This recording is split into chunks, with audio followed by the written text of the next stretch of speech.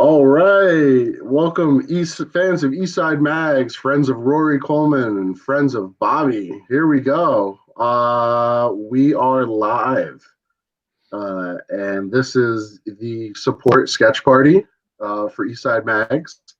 I'm here in my very blank room in my house. Bobby is posted up in his office and Rory in his studio. And we are going to do some sketching for you today. Well, Rory's going to do the sketching.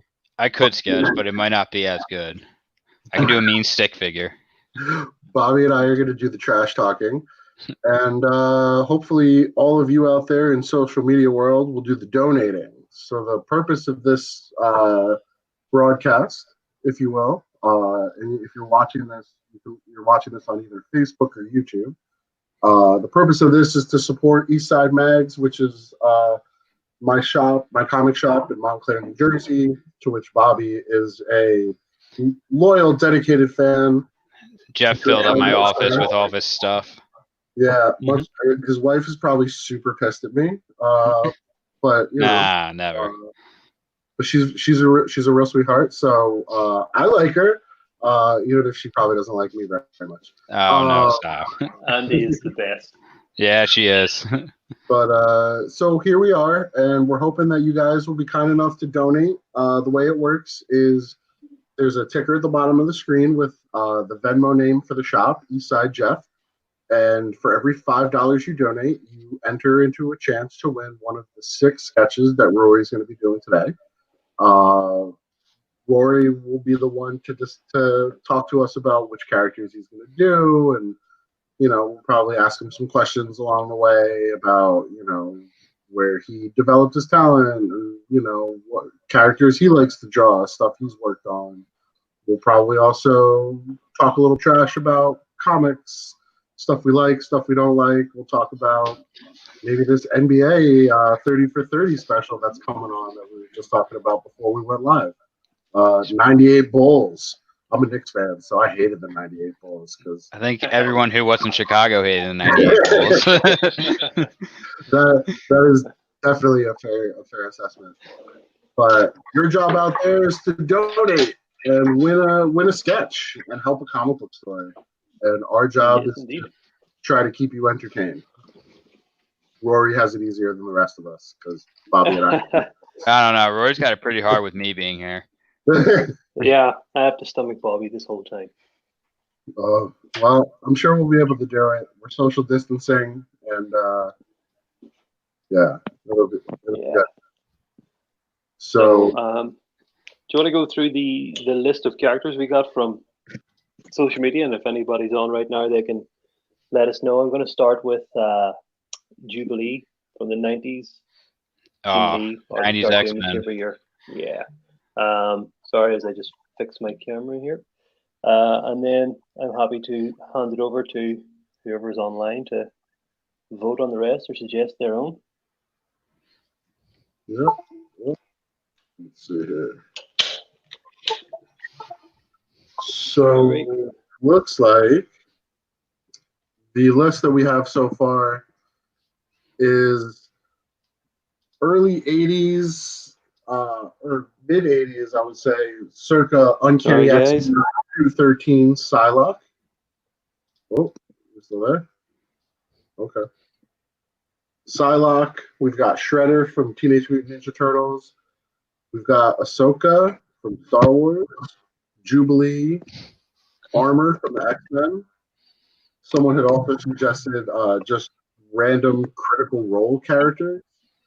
Abe Sapien, Ultimate Thor, Buffy, Ultimate Thor, and someone had written Joe Dredd.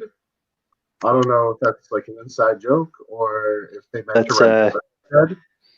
That'd be Judge Dredd. No, that's what I figured. I was like, Joe Dredd. That's probably his stay-at-home brother who doesn't fight crime. Doesn't fight crime, can't even do crime. He's just terrible at everything. I'm Joe Dredd, and I just sit around and drink beer. Don't do it. Seems someone wrote, we can hear you, yeah. Yeah, okay, good. I had to, of all this prep that I tried to do, I didn't charge my headset, so I had to switch over to like different headphones right in the middle there. Very unprofessional. I apologize.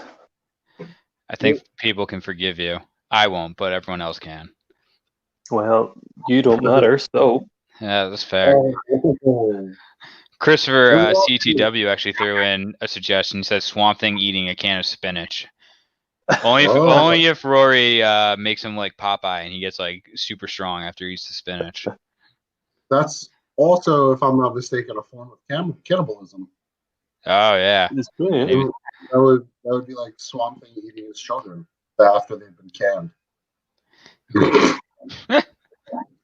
Christopher CTW has a lot of great suggestions. That's a good one to start off. But so how about this, Roy? I'll throw you a layup here. You ready?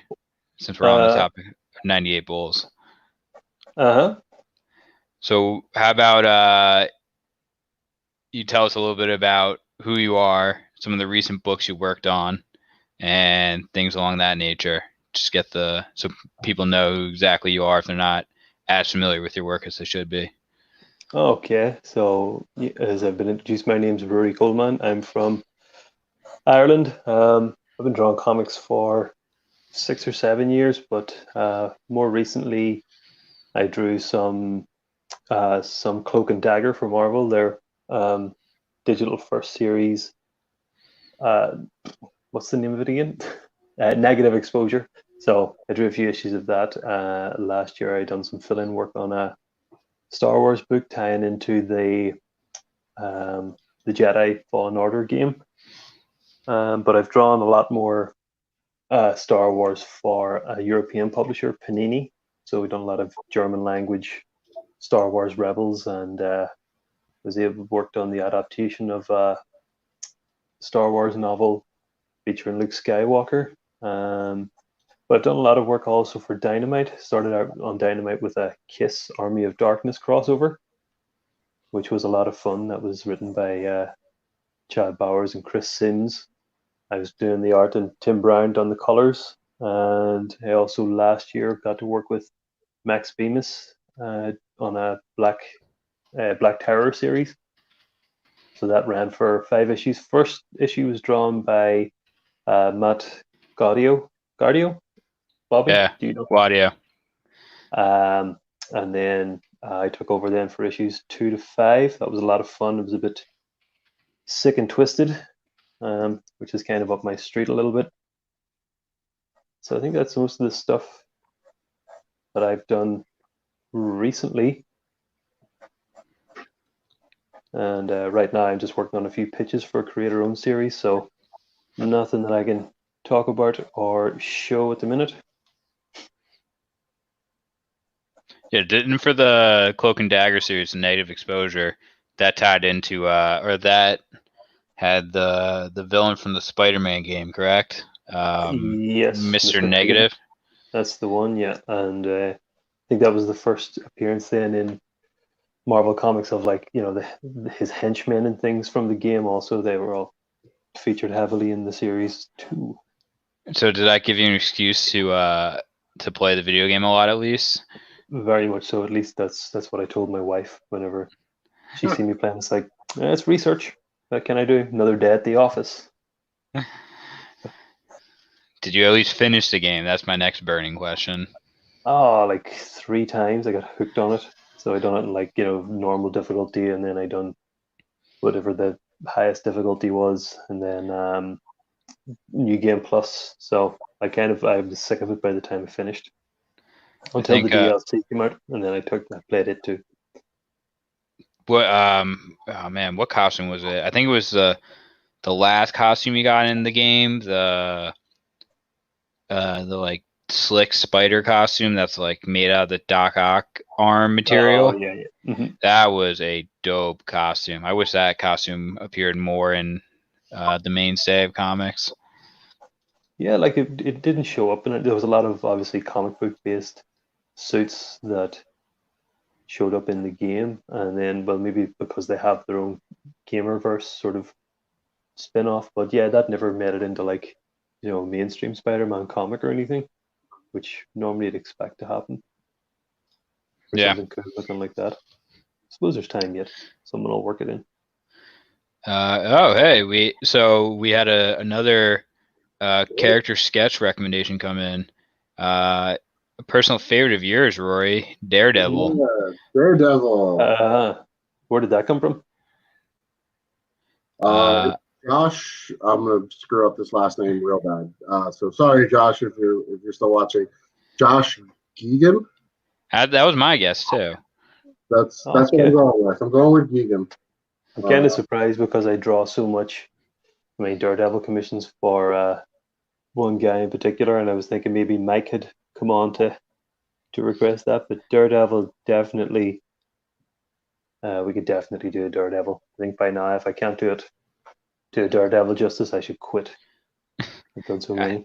I will say you do a mean Daredevil. I think Mike actually he made a recommendation on Twitter for Bullseye, and I promised him I would at least tell you about that. So I did my Mike, if you're watching, I did justice. And no, Jeff, you got it right. Oh, Jeff will win. Thanks for the rec, Josh, or Joshua, excuse me. I'm gonna start keeping track of how many names I screw up and how many names I get right. And I think if you get more wrong than right, you should have to take like a shot at the end of the stream for everyone for the difference. And the end of this broadcast is gonna be a mess. Oh my gosh. So how about this, Jeff, for you? Obviously new comics aren't really shipping at the moment, or they will be starting to ship again soon. But if you were to go into your archives of books and pull out one to read during this COVID-19 experience, what would you recommend pulling out, or what would you tell someone to read? Okay. So I think I have two off the top of my head that I would recommend, and very different reasonings for both. One would be DC's event 0 Hour, when Hal Jordan goes nuts and gets infected with parallax. Ooh, I always wanted to read that. Changes his name and basically ends the DC universe. Little like a special thing for me. I bought that series when it was brand new, fresh on the shelves, and I really thought DC was ending their as a company. I thought they were going to stop publishing comics, and this is how they were going to go out. They were going to let an evil Hal Jordan just end DC Comics. So I was buying these issues thinking I would never read another Batman comic or another Superman comic. I must have been 14 or 15 years old when it came out. And so every issue I was like, oh no, there's never going to be another Batman ever. And then after it counted down, issue 4 was the first one, then 3, then 2, then 1, then 0. And 0 was the first time I ever saw a comic with an all-white cover it wasn't a sketch cover, it was just plain white. And then 2 weeks later, when I went back to the comic shop to get comics, because I knew Marvel was still around, I saw all these 0 issues for Batman and Superman, and I was so confused. I was like, I thought they were going to stop making comics. And then I realized, oh, this is how the comics industry does it. They end the universe and then just reboot it. So I thought that was a cool one. And then the other one that I would recommend to people because of, the whole COVID situation that we're in, my wife actually wanted to watch the movie Outbreak one night, right towards the beginning of this whole quarantine thing. Is that the monkey? Yeah, with the monkey. And I looked at her and I was like, why would you want to watch Outbreak? That's just a way worse version of what's going on with this thing. It's crazy. And a buddy of mine actually sent me an article that said that watching movies like Outbreak actually help some people deal with this type of situation. So if you're one of those people, you should read Batman Contagion. Another 90s Batman story. I think some of the detective issues were actually drawn by Kelly Jones, who's one of my favorite Batman artists with the super long bat ears. Oh Um, yeah. and it's about like a wealthy 1% type community that lives in like a self-contained building in Gotham City, and the Ebola virus gets unleashed on Gotham and is running rampant. And Catwoman's in it, Robin, Tim Drake, Robin, Batman. They're all rushing around trying to uh, get a cure for this Ebola virus strain that's running around Gotham City killing people. And yeah, so if you're somebody who likes to watch Outbreak when you're quarantining at home, Batman Contagion was a really great uh, like cross Bat family title that Nice. that went on. Yeah. Yeah, deep cuts, deep cut. I'm about the deep cuts. And it's funny whenever things like this happen. I was saying to my wife earlier, like I probably overlooked the word pandemic so long that I've never really known what it meant until now. And I have The Last of Us. It's like Oh my gosh. What a great downstairs in a game. bookshelf. Yeah, and I didn't actually realize that until like my daughter was playing in the or well, when I said playing, she was at the bookcase when she shouldn't have been, and I went over to like take picture frames and things off her, and she had the Last of Us game, and on the back of it, it talks about how it takes place in a post-pandemic world, and I was like, it's getting too real right now, things like this. So I'm put that game away for a while. I'm so heartbroken that the second one's been delayed indefinitely. Oh, really? Is that because Yeah. of this? I don't Like, know. I think it was supposed to come out next month. and is it because it's just too close to the bone right now, or? Maybe, I guess. I mean, Naughty Dog, is the developer, I think, is pretty good about making sure a game's done before they release it. So that could be it. I've just been playing Final Fantasy VII nonstop recently, so that's all I've been doing during this pandemic. I played the It's the original best time for that game to come out. Well, how's the new one? How is the new one? Is it good? It's amazing. It's I Did would they change it at all? yeah. So there. I mean, I know Rory's waiting on playing it, so I don't want to spoil it. But so the first like I've logged like 9 hours, and I would say the first 7 hours are exact replica of the original. Oh wow! So, definitely a fun experience, and I would highly recommend it for anyone who loves the original. I was talking to Kane about it yesterday, maybe no, Friday, and he was sort of saying similar how like so much of it is very loyal to the original, and he kind of the way he was describing it feels like if you're watching a movie you've seen a million times, but you're introducing somebody else to it, and it's like, oh, this part's coming up. This is the part where this thing happens, and it sounds like playing the new Final Fantasy is just like that. Only you're both the person that's seen the movie a million times and the person who hasn't.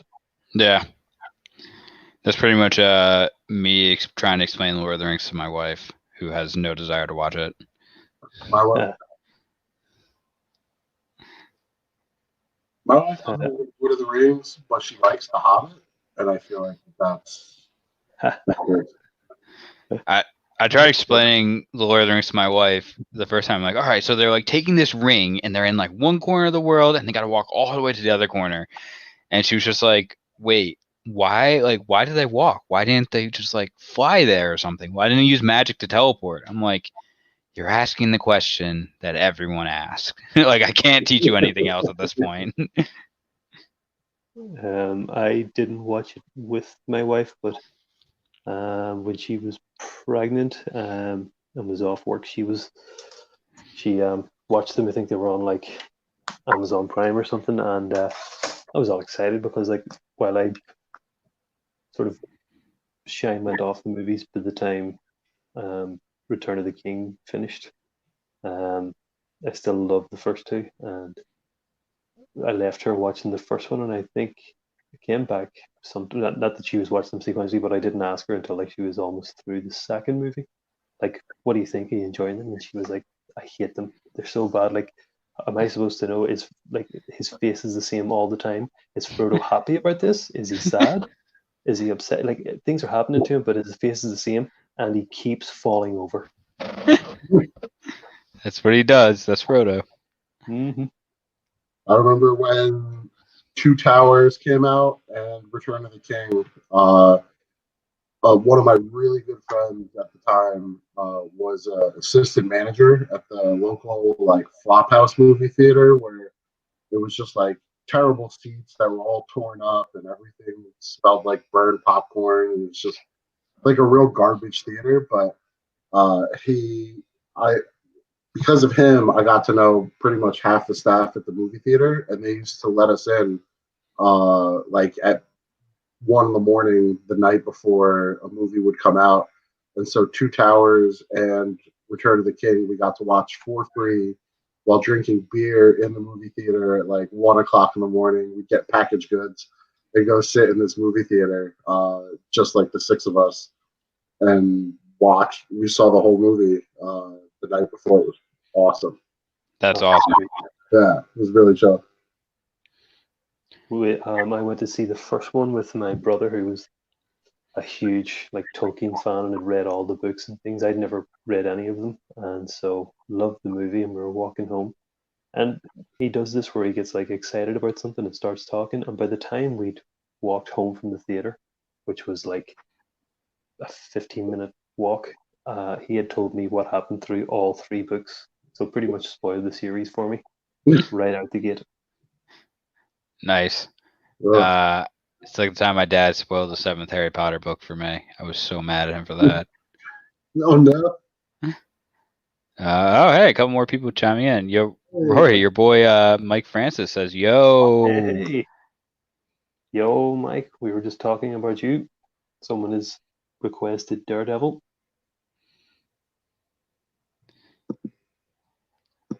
I just realized anything I write back is going to both Facebook and YouTube, but everybody's just commenting from Facebook. So the YouTube video is just going to be out of context, random statements from Inside Mags like cannibalism. I love it. And hey everyone, and no other statements. So I'm switching commenting to just Facebook for now until I see someone on YouTube write something. Yeah. You just said something about ruining Harry Potter. Yeah. So my dad ruined the 7th book for me. Oh.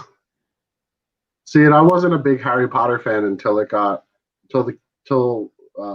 all those kids got older and it got darker. My wife, yeah, she loves like the first 3 movies, and I'm all about the last 3. I'm like, yeah, darkness, Voldemort. Like, and she's like, oh, they're little kids. They're just trying to find a stone. And I'm like, forget that. No, not about that. So oddly enough, the first time I saw the 5th movie, I absolutely detested it. I'm like, this is terrible. I'm never gonna watch it again. It's absolutely awful. That was the Order of the Phoenix. Okay. The one with the mean teacher. And then like I think it was like, it's on like ABC Family like every other weekend. And like after watching it so many times on ABC Family, it's now like easily my favorite movie. Yeah, Order of the Phoenix. For anybody out there who probably maybe doesn't know, my wife gave birth to our second child this weekend, and so being in a hospital, we were 100% quarantined to our hospital room. We couldn't leave for whatever reason, and so there was yet another Harry Potter marathon on, and so yeah, I vividly remember Order of the Phoenix, and it was good. I liked it. It is. The fight scene at the end is awesome. Yes, very much. Oh wait, hold on. Someone came in with a sketch request. Yeah, Prince Robot the Fourth from Saga. I actually have not read, or I read the first 20 issues of Saga, and I put it down. Wow, I'm really? Not a fan, huh? I like Brian Brian K. Vaughan, but it was just, I'm like, I have no idea what's going on. Like, I felt like I had to go back and reread like 1 through 20 again, and I would have to keep a notebook. Like, I felt like I was reading Game of Thrones. I'm like, this is supposed to be Saga. Like, this is the thing everyone talks about. Yeah, But that's a good request.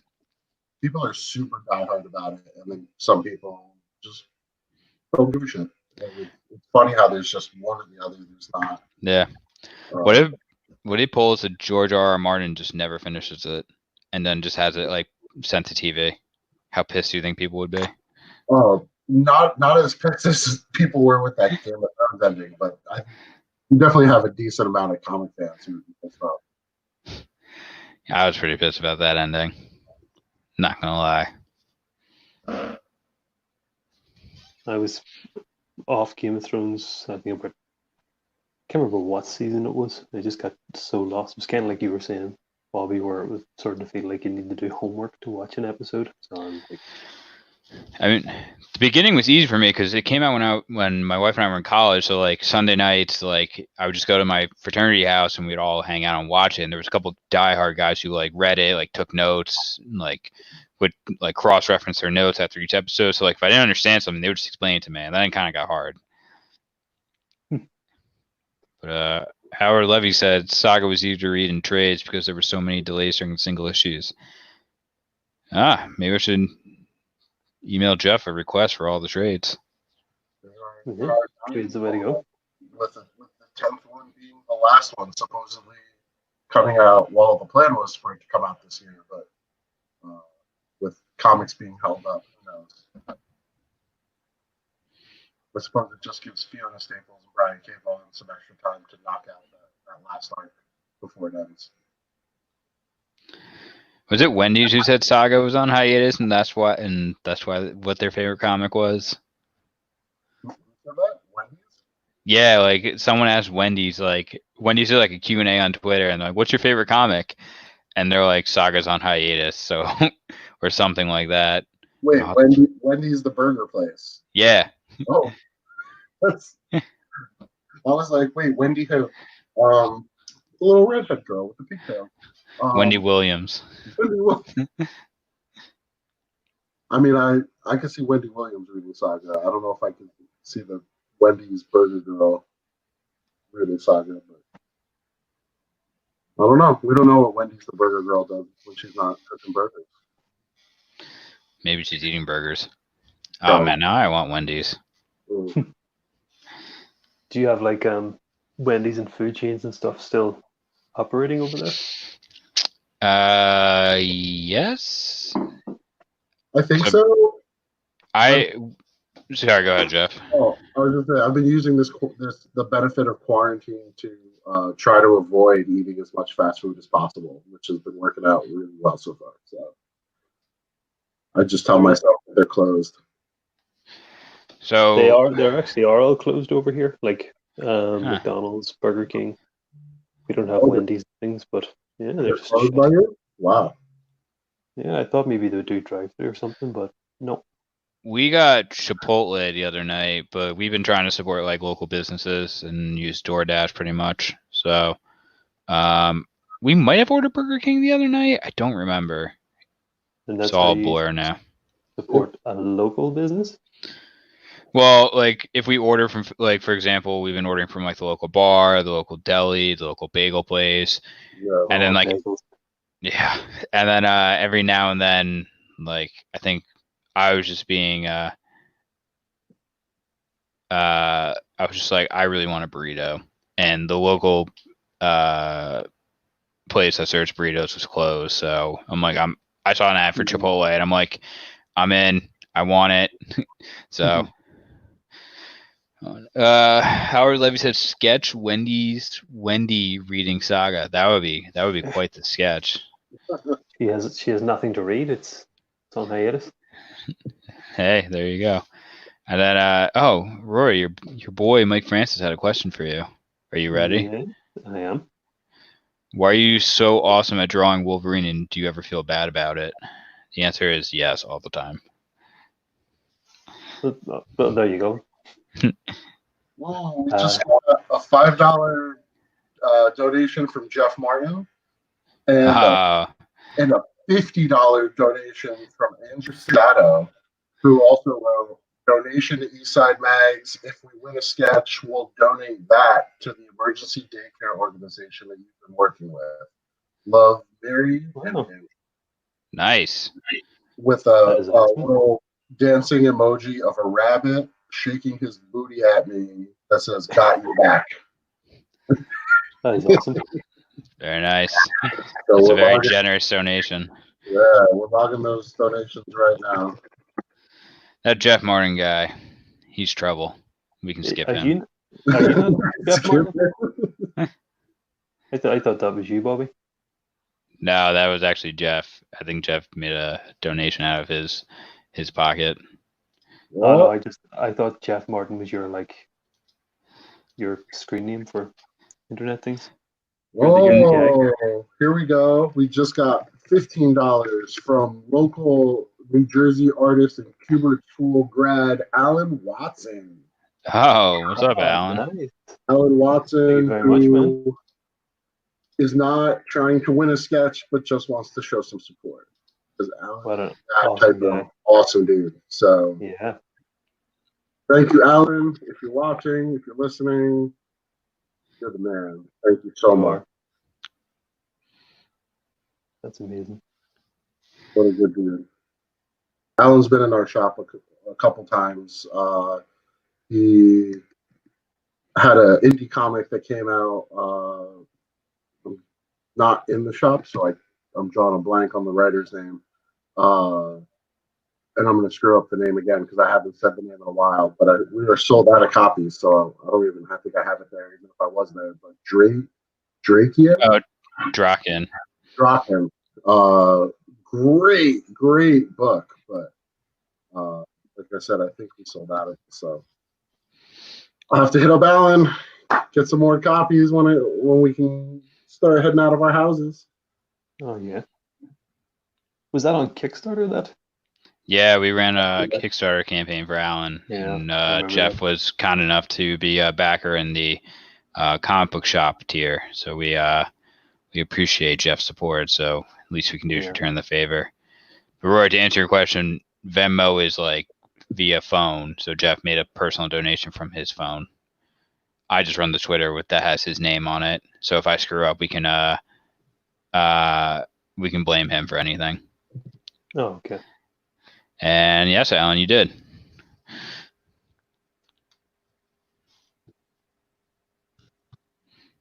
To answer Mike's question, not that your answer for me wasn't fantastic, Bobby. Oh, But thanks, Roy. yeah, I think I've drawn Wolverine more than absolutely any other character. I don't know how awesome I am at drawing him, but I don't feel bad at all. Do you have a favorite Wolverine artist and writer?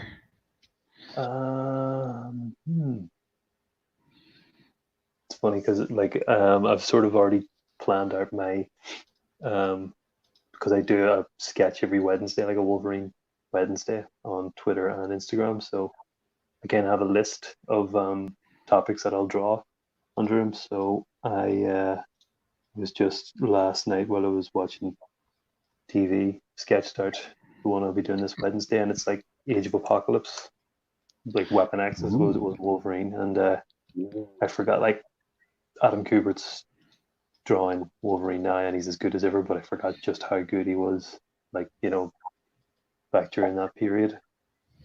So yeah, I think him and Andy Kubert would be up there for my Wolverine artists. I think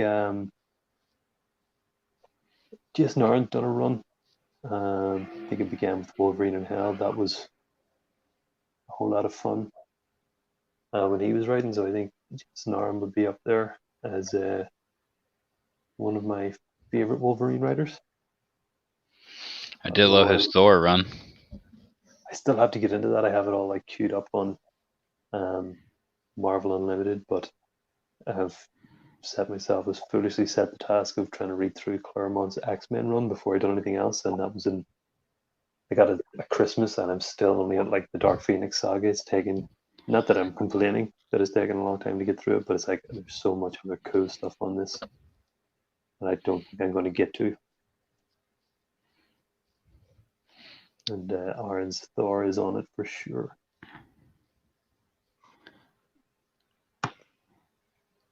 We What got about you guys?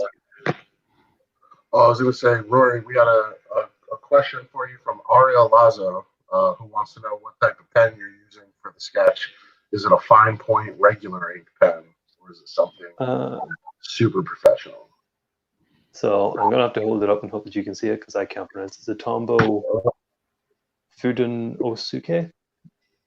And it comes in two tips, like a brush pen, and there's the firm tip and the soft tip. You can make your own jokes about that.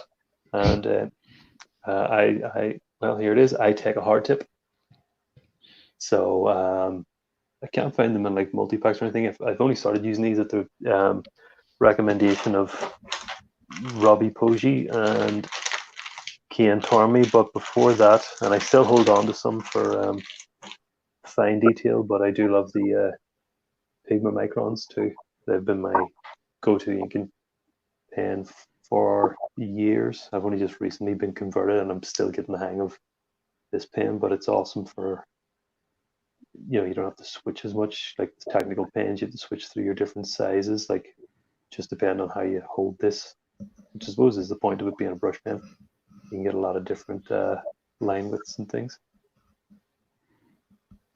I am not an artist, but we have a bunch of microns floating around the shop because we do a learn to draw comics class on Saturdays, and I use the leftover microns just to like write notes. I just like the way that they write. Very incredible. Regular pen. Yeah, like the ink flow on them is amazing. Oh yeah, it's great. Like I'll regularly buy a new pack just because when they're new, like the way that the ink comes out is, it's not as good as Sex, but it's up there. So that would be one of my vices for work. Would be a new pack of Pigma Microns. Nice. The Jubilee is coming out awesome. Thank you. Who's gonna win this Jubilee? Who's gonna win it? Let's see. Oh, that was a rhyme. Actually, yeah, that's pretty good. No, little skill. Through osmosis. I don't know why, but sorry. I was gonna say I don't know why, but every time I think of Jubilee, I just think of that '90s X-Men cartoon with her like doing her sparkler thing and giant Jubilee letters behind her. Oh, like from the title sequence. Yeah, that title sequence is like it's my childhood.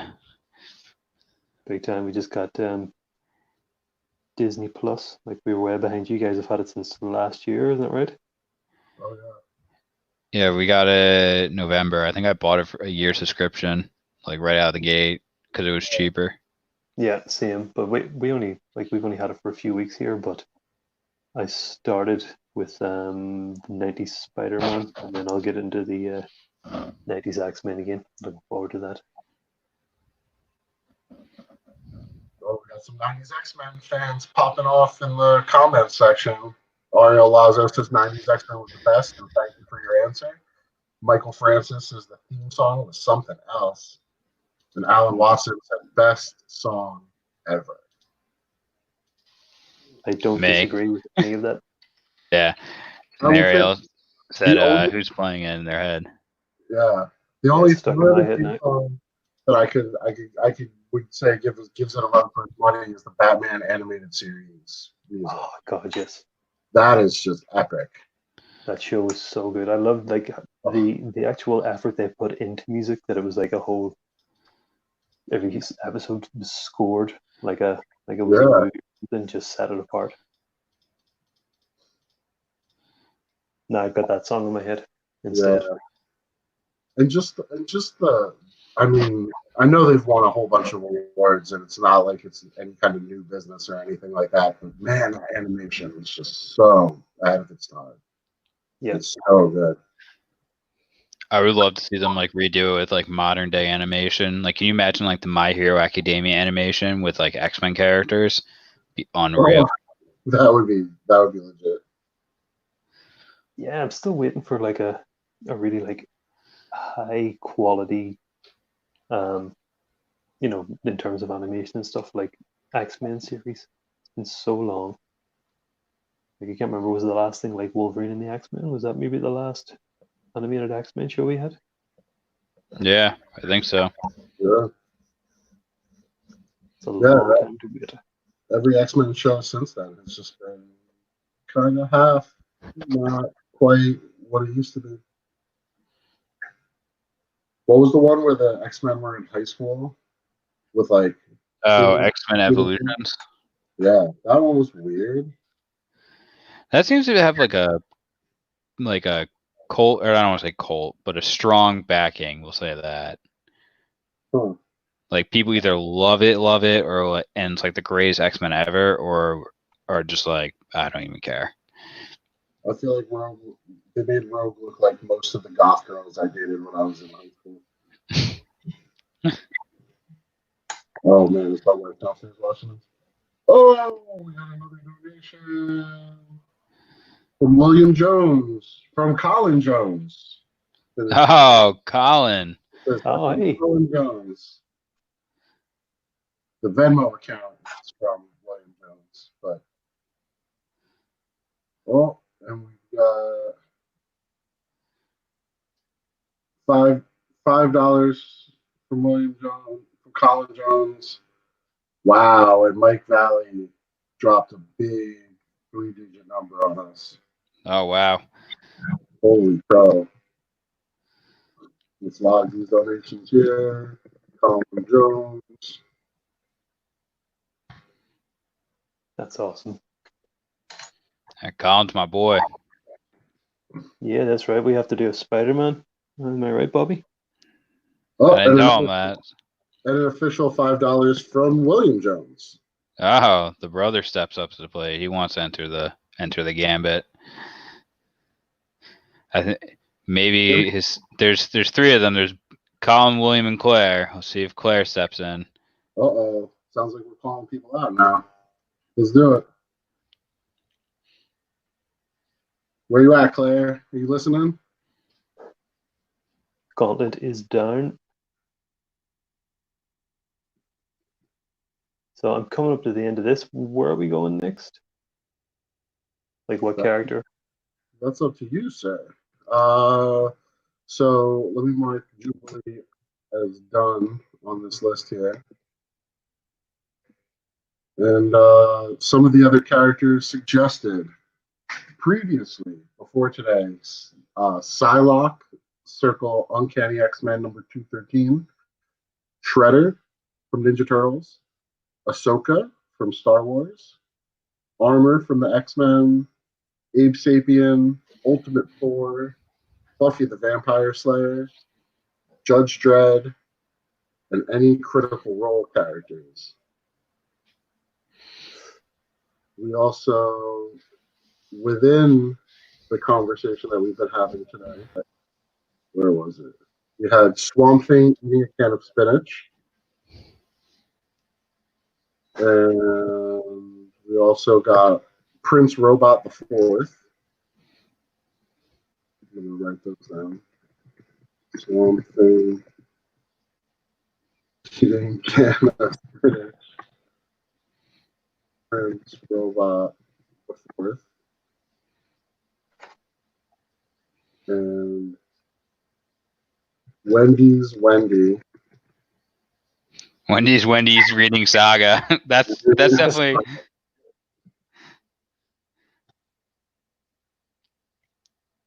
Rory, these are suggestions and suggestions alone. You are the maestro. So whatever you decide to do, it's totally cool. I'm happy to kick it to the comment section because I don't want to just pick my favorites. Otherwise, it'll all be X-Men characters. So Alan Watson wants to know if there's blue line under there or if you're freeballing it. There is no blue line, but just HB lead, lightly done. I don't have the cojones to like freeball with ink just yet. Maybe another 20 years, I'll be ready to do that kind of thing. Well, Claire Jones finally showed up on behalf of a friend requesting Spider-Gwen. So we can add Spider-Gwen to that list. Do you like Spider-Gwen? Oh, and Zach Smith entered in with a $15 donation. Oh man, are we gonna have to raffle off? Should we do the raffle soon or now with Roy putting the John Hancock on this one? Do you want to do that, or do you want to like leave it until? Yeah, I the thought end? we would leave it till the end. All right, that's fine with me. Kind of the last thing we do. But there's Jubilee, and I'll just see if I can like flash up the other ones we have so far. I actually could just finish off the bat symbol, fill in the blacks, and I think we can give this up as well. This is from the other night, guys, when we were doing a test run. Oh yeah, Oh yeah. We started our big debate over the new Batman movie. That's correct. Here, are you wanting to see the comments going? Hey guys, what do you think about the new Batman? Bobby said it is easily the best Batman ever. No, I had a very hot take that I probably should. Mike, because it's you, I'll make sure those are added as suggestions. I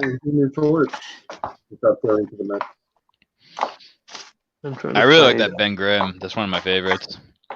Whoever suggested that was very smart man. That's the Batgirl that we sort of polled about on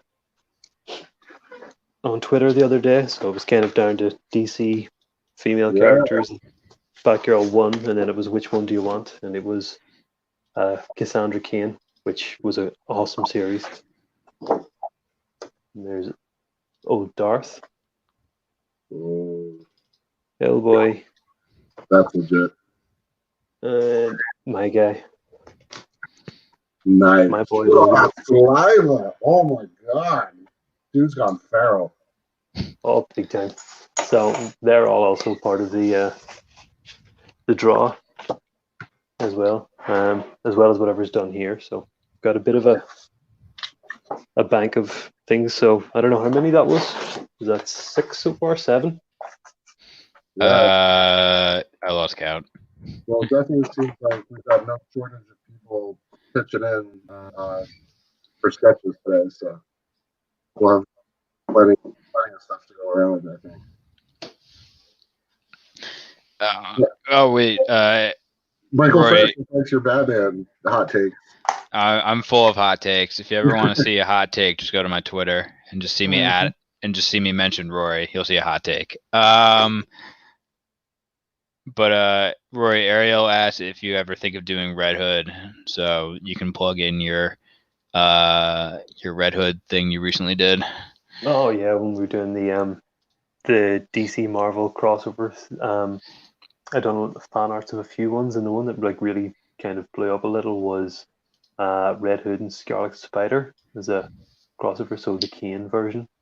So if you want to go to my Twitter or Instagram, there is a pretty nice looking Red Hood hanging out with Scarlet Spider, and I actually am so into it that I would love to do even a few sequential pages just for fun of those two like ripping up. But for this now, I could do a Red Hood, or I could do a Spider-Gwen, or is there any Spider-Gwen? I would like to see your Spider-Gwen. Okay, I haven't done one in a while, and it's going to be pretty quick because her mask is like pretty much everything in the headshot is white except her eyes. So here, look.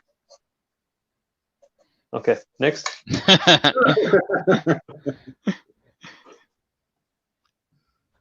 I'm kidding. Man, it's amazing how Spider-Gwen blew up out of that Spider-Verse. I still have my first appearance of Spider-Gwen, 9.8. Woo! Saving that. Leave that to the kids. Probably. Education. I'm sorry, what? The college education right there. Yeah, right? It'd be like my Spawn number 1. Putting 2 kids through school now. Yeah, exactly. Hey, McFarlane can make $1 million in Kickstarter. I can sell Spider-Gwen for $1 million. Is that already like broke $1 million?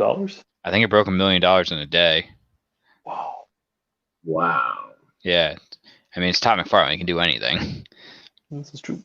It's fair. Oh man. So we got Spider-Gwen coming up. We got a couple of sketches to wrap along. This is exciting. Let's zoom in on Rory instead of.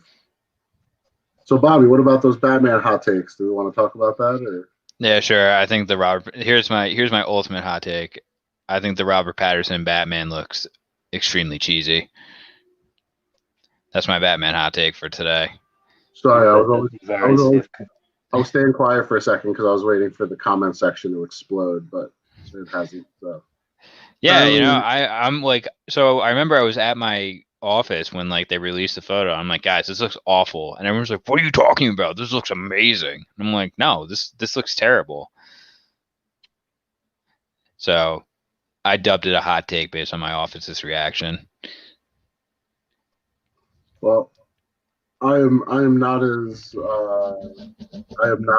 upset with the way it looks, but I'm also kind of curious to see better photos. I will say the Batmobile looks cool. I do like that. I'm kind of like with I think we already covered this, but I was over the recent like DC EU movies after Suicide Squad, but since Aquaman and Shazam, like they're drawing me back in, so I'm interested to see what happens with this Batman. I'm not turned off by anything I've seen yet. Anyway.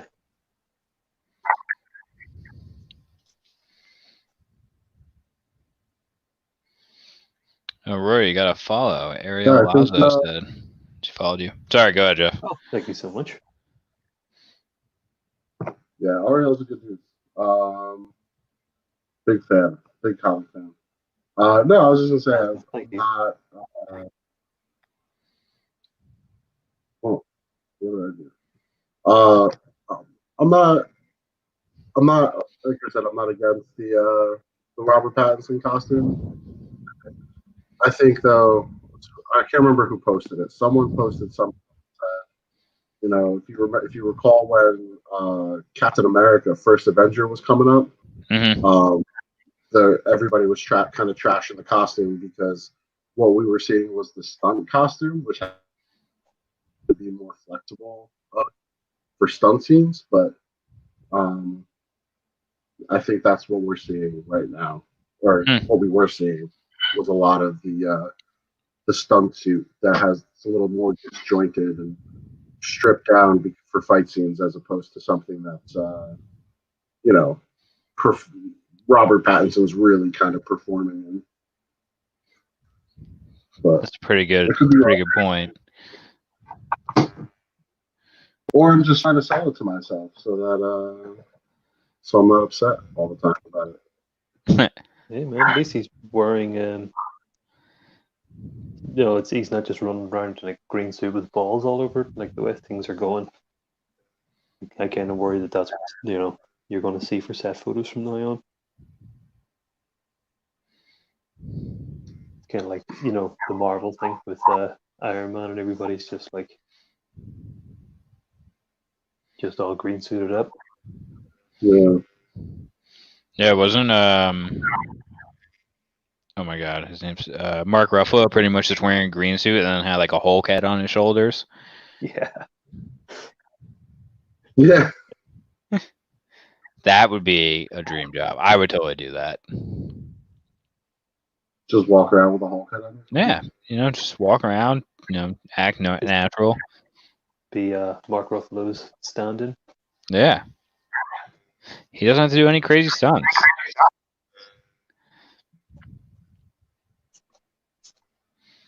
I'm with that.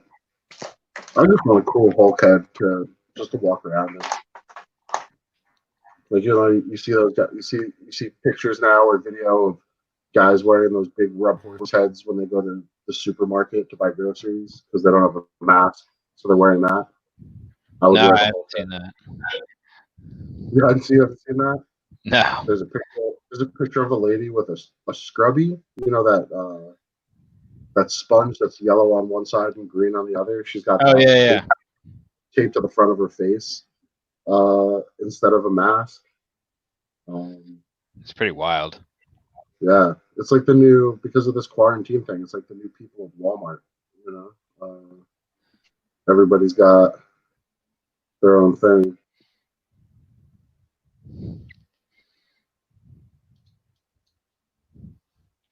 But If I ever get rich and famous enough, I'm gonna walk around with the Mark Ruffalo Hulk head suspended above my shoulders and gonna insist that people talk to it and not to me.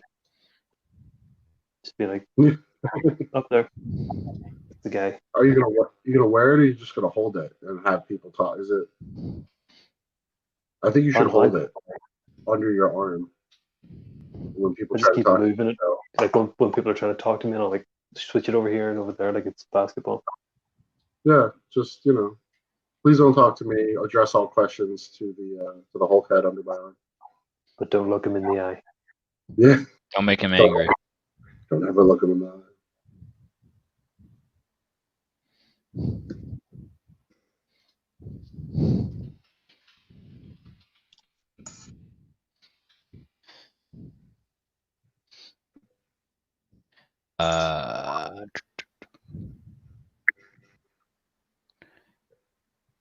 Shopping in Star Wars helmets, I would respect that so much. So what's that? Someone said their friend went shopping in Star Lord helmets. Oh, cool.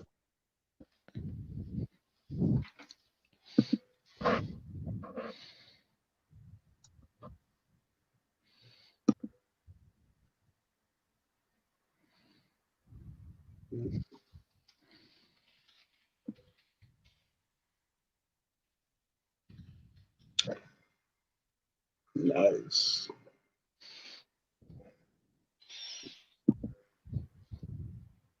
I was kidding before, but I do think I'll get through Spider-Gwen pretty quick compared to Jubilee. So I'm sorry, what? Like, have another. I'm just joking before, but I think I'm actually going to get through Spider-Gwen a lot faster than Jubilee. So I might have to have another argument about who to draw next. Oh, I don't think we'll have an argument. I think it's going to be exciting. Why are we conversing online if we're not going to argue? Like we could. What's the point? What's the point? Where's their outrage? Yeah, is this really the internet?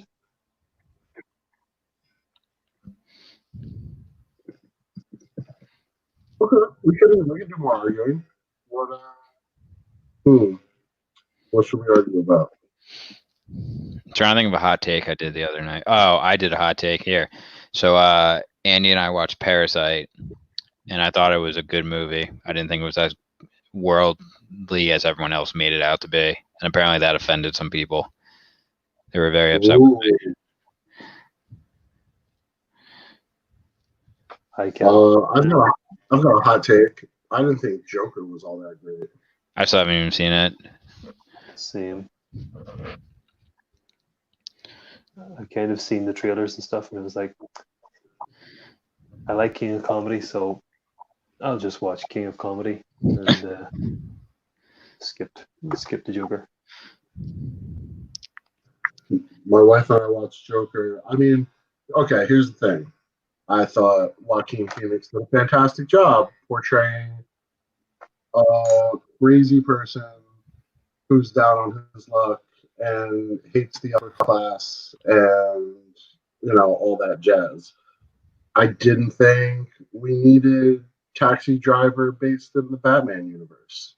I think the Batman stuff was irrelevant, and I think the Batman stuff was a fish hook to draw in people like us who were comic fans into the movie, when really all they were doing was a remake of Taxi Driver. That's interesting. Which I still, for the record, would have gone to see anyway had they billed it as a remake of Taxi Driver. co-starring Robert De Niro, I'd have still gone to see it. Didn't have to call Joker to do it. I was a little disappointed that Alec Baldwin dropped out of the movie after a day. Yeah. Yeah, I think he was supposed to play whoever De Niro played, and then he decided he didn't want to do it the next day, and he dropped out. Wow. Total Alec Baldwin move. That's awesome. Well, look at it now. Critically acclaimed.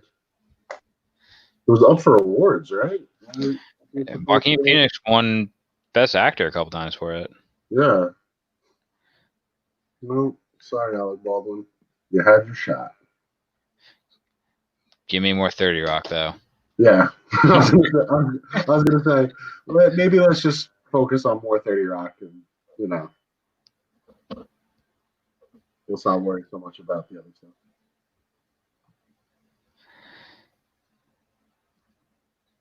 But I saw, or since we're on the topic of spider characters, saw the guy who did the Tobey Maguire Spider-Man is directing the new Doctor Strange movie. Sam Raimi, yeah. Yeah. Raimi's gonna do it. That should be interesting. I feel like he's like, I need revenge for Spider-Man 3. I was thinking about that the other day. Just how it did not feel like a Raimi film at all. Oh, especially come to the end, like the whole goofy stuff in the black, when he was wearing like the suit and the Tobey Maguire stuff that is now, internet meme Hall of Fame. But that was all very much Raimi. But like, I actually find myself able to forgive that more than like the end fight and everything. What I love about what you just said is you talked about Peter Parker wearing the black suit, and immediately my mind went to the Venom suit, and then I went, oh no, wait, he's probably talking about the literal black suit. Yeah, the black jacket. Him dancing outside the restaurant. Yeah. Oh. How could you forget? Well, it's just funny to me how it's a double entendre of the black suit in a Spider-Man movie, but It's you're funny. not talking about the Venom suit. I find that irony hilarious. Like I think he was saying there about how I've been watching the 90s Spider-Man cartoon, and I just watched the first 2 of the 3 episode arc where that introduces Venom. But in the episode where he gets the black suit for the first time and turns into a jerk, there's a whole part where he like transforms it into like this smart suit and is like faffing around. I don't think he's like dancing or like there or anything, but I was like, is that whole thing whenever Tobey Maguire wears like the black, I don't know what I want to call it, like 3-piece suit kind of thing, is that like a reference to this cartoon, or did that happen in the comics as well? Because it can't be coincidence that this guy in the cartoon in the 90s is running around for some reason wearing this suit all of a sudden. That's a good question. That would be a question for us if we can do a Sam Raimi version of it. We can get Sam Raimi to just talk.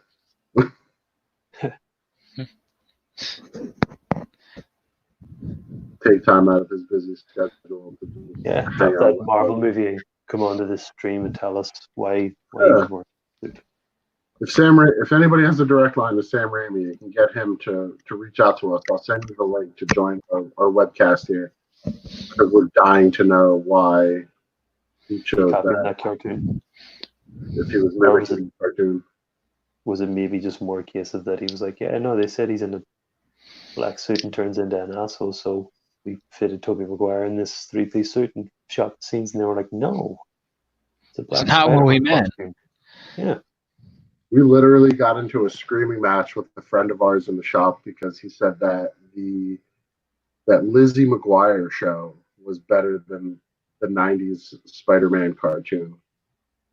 And a bunch of us just lost it and started screaming. Jeez. What are you talking about? I don't even know who Lizzie McGuire is, and there's no way it's better than the Spider-Man.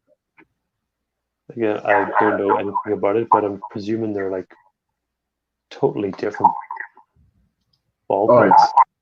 yeah, no, I had to Google it. It was Hillary Duff.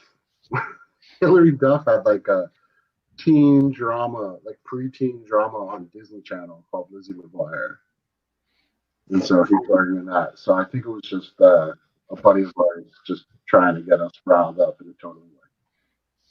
And it worked.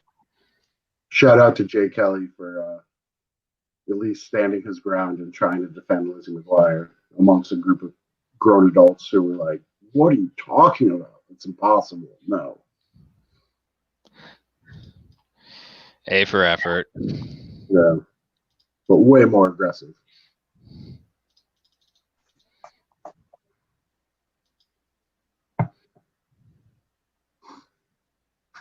Well, since while Rory's working on Spider-Gwen, we just want to remind everybody watching that Rory is generously donating his time and his talent to support Eastside Mags, our comic book shop in Montclair, New Jersey.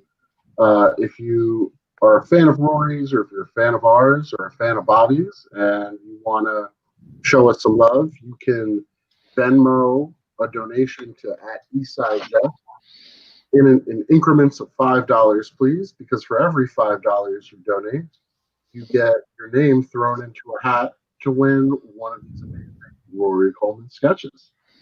You can also show Rory your love by following him on Instagram and Twitter. His Instagram and Twitter tag is also at the bottom of the screen. And good luck. We've got some really nice donations that came in, but some sketches that are about to go out. So this Spider-Gwen is looking especially cool. Thank you. Did you also plug Bobby's Twitter account in case anybody wants incredibly hot takes on? Oh yeah, Bobby's Hot Takes. I think you're gonna have to create a Twitter account just for that. Yeah, I should. And then at Bobby's Hot Takes. let me see if that's available. Oh yes, please let us have created this monster. You know what? I'll just change my existing account to @Bobby's Hot Takes if I can do that. Oh, I feel like Frankenstein, Dr. Frankenstein.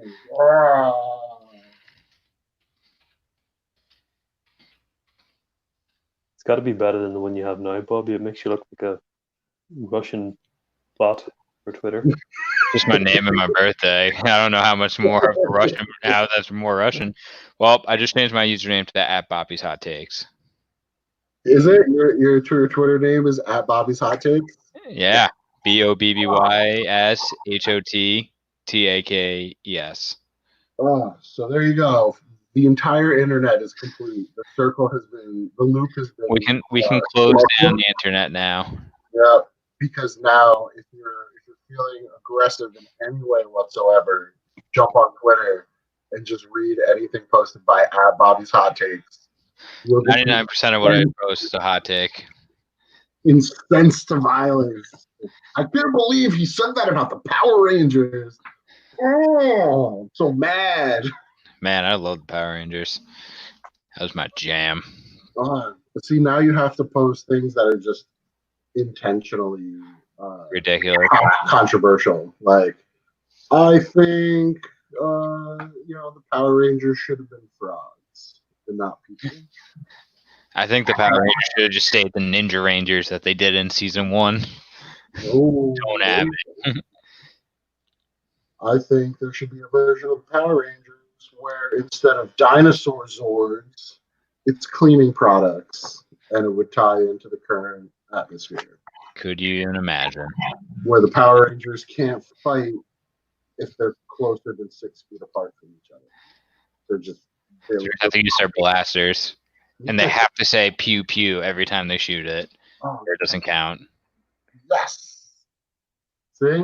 Well, I can already feel the webs of the internet just tightening with tension at the next controversial thing post on Twitter. It's gonna happen. Oh, it's gonna be so good. Computers everywhere. What do you think of that Power Rangers movie, Bobby? Oh, I enjoyed it, man. I dug it, and I'm not a Power Ranger fan. Yeah, I got really pumped when I saw. Is it Jason David Frank was the original Green Ranger? Yeah. When he showed up, I was super pumped. That guy loves being a Power Ranger. And what's the girl, right? The original Pink Ranger? Yeah, Kimberly. Yeah, she was in it too. Oh, really? Well, for like a hot second, I think, towards the end. Because I recognized her because I was like, ooh. Girl was like- that I loved when I was 10 years old.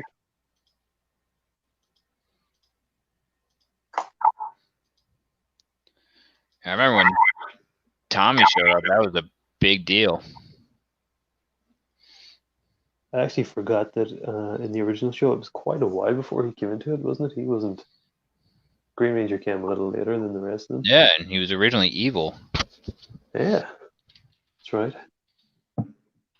Do you remember how the tune went that he played on his dagger flute? Prove you're a real fan. No, I don't remember.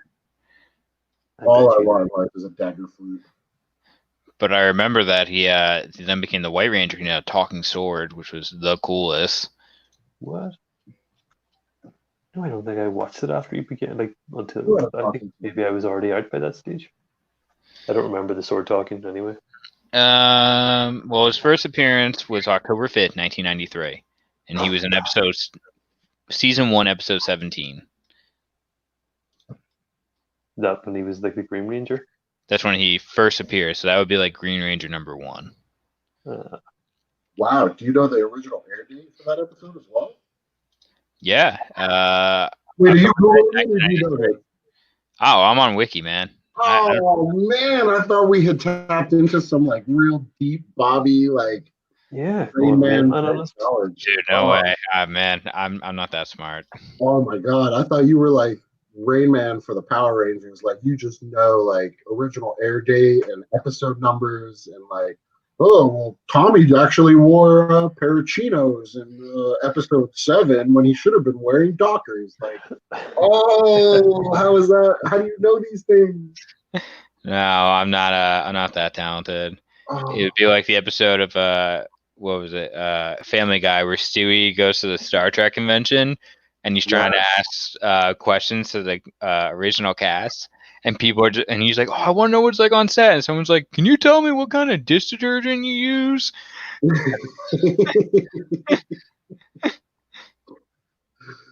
If anybody's wondering, Eastside Mags prefers Cascade over any other dish detergent.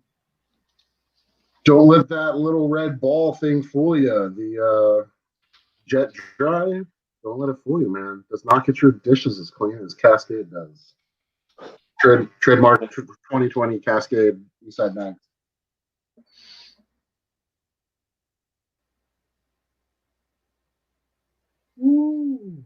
All right, guys, I'm coming to the end on Spider-Man. So, what's next? I'm not sure. What are some of the requests again? Well, the newest one is from Mr. Michael Francis, asking for a black suited emo Toby Spider-Man. I kind of feel like something like that is like, unless Mike wins, who else is going to want that? It's like, oh, I paid $5 and I got this. No one in their right mind really wants that. All right, so the character list is as follows, without the black emo suit, Toby Spider-Man. Psylocke, circa Uncanny X-Men 213, Shredder from the Ninja Turtles, Ahsoka, Armor from the X-Men, random Critical Role characters, Abe Sapien, Ultimate Thor, Buffy the Vampire Slayer, Judge Dredd, Swamp Thing eating a can of spinach, Prince Robot the Fourth, Wendy's Wendy reading Saga comics, Bullseye, Human Torch, Red Hood. And then you have Dawn Gang all day. Lol. Dawn Gang all day. Yep, there you go. Cycle through these again for anybody new. So it's Spider-Gwen, my boy Logan, Hellboy. Some dude in a helmet. I don't know who that guy is. She's cool. Batgirl. Ben Grimm. Ooh. Oh, and Daredevil. Oh, and Daredevil. I yet to be finished. Doc Batman. Egan. My bad, dude. Daredevil. Oh yeah. What do I think? We've got. I think we're skewing more towards Marvel here, but if that's what people are requesting, then should we stick with Marvel for one more? Your call. So why not? We could do Marvel. Or we could do. Let's go Daredevil. We could do Daredevil. Yeah, we could do Daredevil. I actually just rewatched all 3 seasons of Daredevil on Netflix and the Defender series. That Defender series was hot trash. Oh, we got a request for Jar Jar Binks. Got a hot take there, Bobby. Jar Jar Binks. Misa saying no.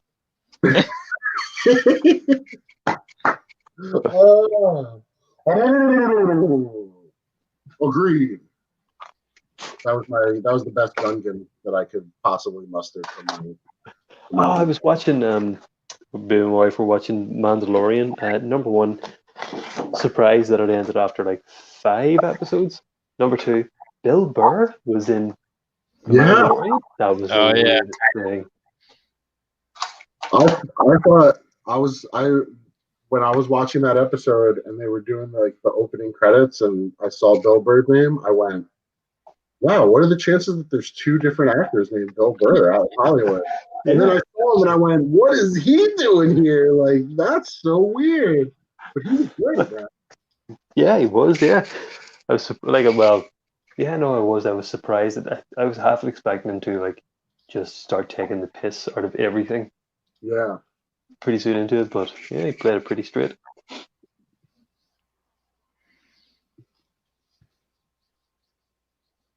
Are there like, is that like,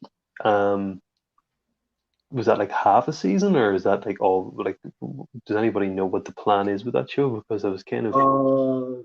It's coming back. They signed up for season 2. Yeah, Mandalorian. I think the full season is. I think it's 8 episodes. Okay.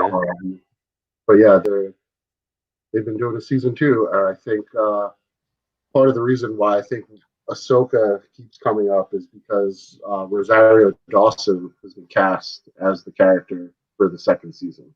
Yeah. Oh, okay. She's everywhere, man. Yeah, she's killing it. Too bad her boyfriend didn't get his presidential bid for Jersey jokes. If you're not from Jersey, I didn't get the reference. Cory Booker's dating Rosario Dawson. Yeah. Oh, really? And Yeah. Cory Booker, governor, not governor. Senator. I recognize him. I guess we could Google it if I cared enough. But yeah, he was one of the Democratic nominees for president. Yeah, I've seen him on like the news. Yeah. I don't know why I struggle to find that, but yeah. He got on the international and national stage with his bid for the Democratic nod, but that didn't last very long. But he is dating Rosario Dawson, so not a total loss for him in 2020. Yeah, he goes home a winner. Yeah, every day. That's true. Good for him.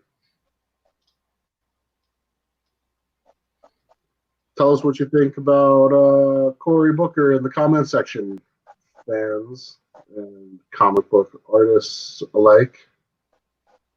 Feel free to let us know. We just got our first wave of Baby Yoda pop vinyls in at the shop the other day. Nice. Blew through all of them. Wow. It's like a delivery of gold.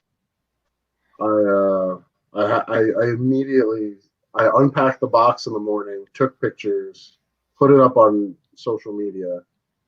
Before the day was even over, they had all sold out, and I was limited up to 2 per person. Blew through all of them, and then was emailing Funko for another order, another batch of them. So Is it difficult to get them from Funko? Like, is it like as tedious to get them as it is to get stuff from Diamond? It's weird. It's right now. So Funko started something similar to what Diamond does, where every month they've been sending like an Excel sheet where of everything coming out 2 months from now. And you can place your orders through that, which almost guarantees you like first shipments when they start sending that stuff out. But then some of the stuff, because it's Funko and it's the collectibles and toy industry, they can't tell you what it is. So I think the code word for I think it was that the pops based off of the Avengers video game that's coming up, Miss Marvel. It was listed as the pop name was Scotch, like the drink, the alcohol. And so you get this Excel sheet in, and it's Nightmare Before Christmas pops that they're doing new versions of, and then maybe some SpongeBob. And you're going through this list, and you're like, okay, I want this, I don't want this, and then all of a sudden there's like 12 pops. It's Scotch 1, Scotch 2, Scotch 3. And so the only way for you to find out what that is to call Funko sales team, and then all they have is like a super vague description or maybe like a character name, but they can only tell you over the phone. So I have to call in and talk to, shout out to my girl Hannah over at Funko. She's very cool, very nice girl. It is very patient with my, let's say, special type of way about things. But yeah, she sat there with me and she went, all right, well, like the Wonder Woman 1984 pops that are coming out, she'd go, Wonder Woman flying, Wonder Woman lasso, Wonder Woman this, Wonder Woman golden armor, Cheetah, or Maxwell Lord. Oh, Michael Francis has to go. Rory says you're a legend. Oh, bye, Mike. Bye, Mike. Thanks for checking in. Bye, Mike. Sorry you're going to miss the Daredevil coming together. We'll read it. Bye, Mike. But yeah, so there's that, and then that gives you almost like you're almost guaranteed to get a shipment right as soon as they start shipping that stuff out. But then they also send out the regular solicitations, which doesn't place you in a prime spot. So it's a little weird, but yeah, because at least with comics you have like with an ongoing series, I have metrics, so I can see how many copies of the last 10 issues of Batman I sold, and I can come up with a reasonable number. But with pops, it's like, do I order 50-something pops from Funko of Baby Yoda, or am I not going to sell? Am I going to get stuck with 40 of them? You know, Right. And so it's always just a crapshoot. So Gotcha.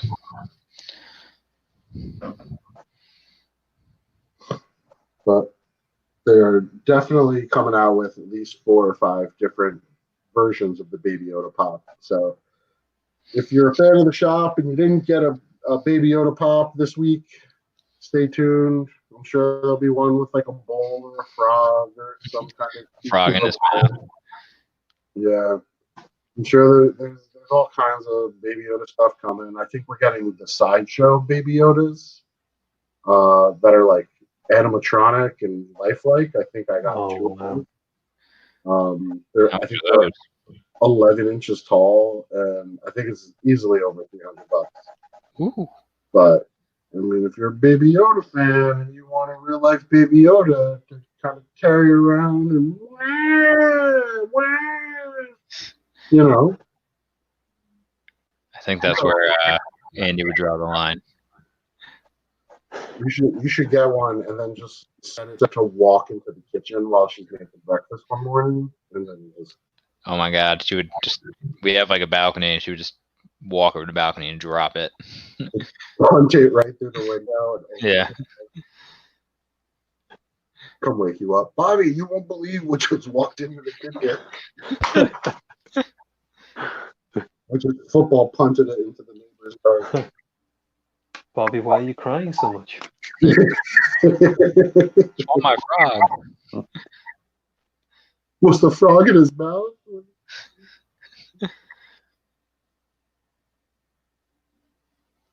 Yeah, I personally prefer a more high risk situation. So I had human children as opposed to baby Yodas because I can really mess their lives up way more.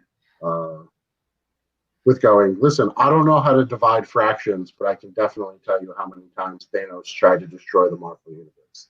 That's the important thing. Like, they're gonna be stopping a retreat one day, and they're gonna be like, "How many times did Thanos try to destroy the Marvel Universe?" Like, but all I know is fractions. Yeah, what a waste. Who needs the Pythagorean theorem when you've got the anti-life equation? That's my argument. Yeah, I think that's a good one. I remember in high school, I used to have to calculate the distance between like a 5 and a 9 on the clock. I'm like, when am I ever going to need to know this in my life? I still don't need to know it, but apparently in ninth grade, that was the thing that made me be able to pass high school. Yep. There are only like 2 fractions you need to know, and it's in a fraction of a second, Thanos wiped out half the universe. The end.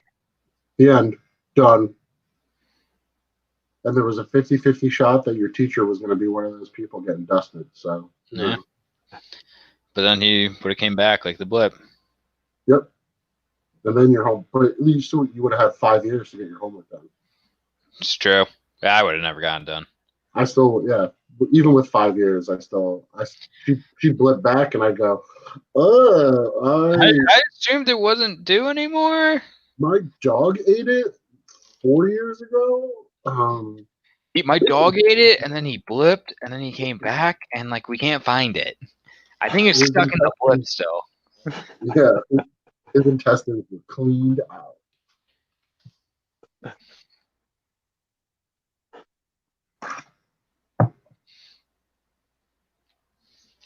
I was watching Spider-Man Far From Home the other night, and I thought I found the most amazing loophole in the whole blip thing, and then immediately talked myself out of it because it wasn't actually a plot hole.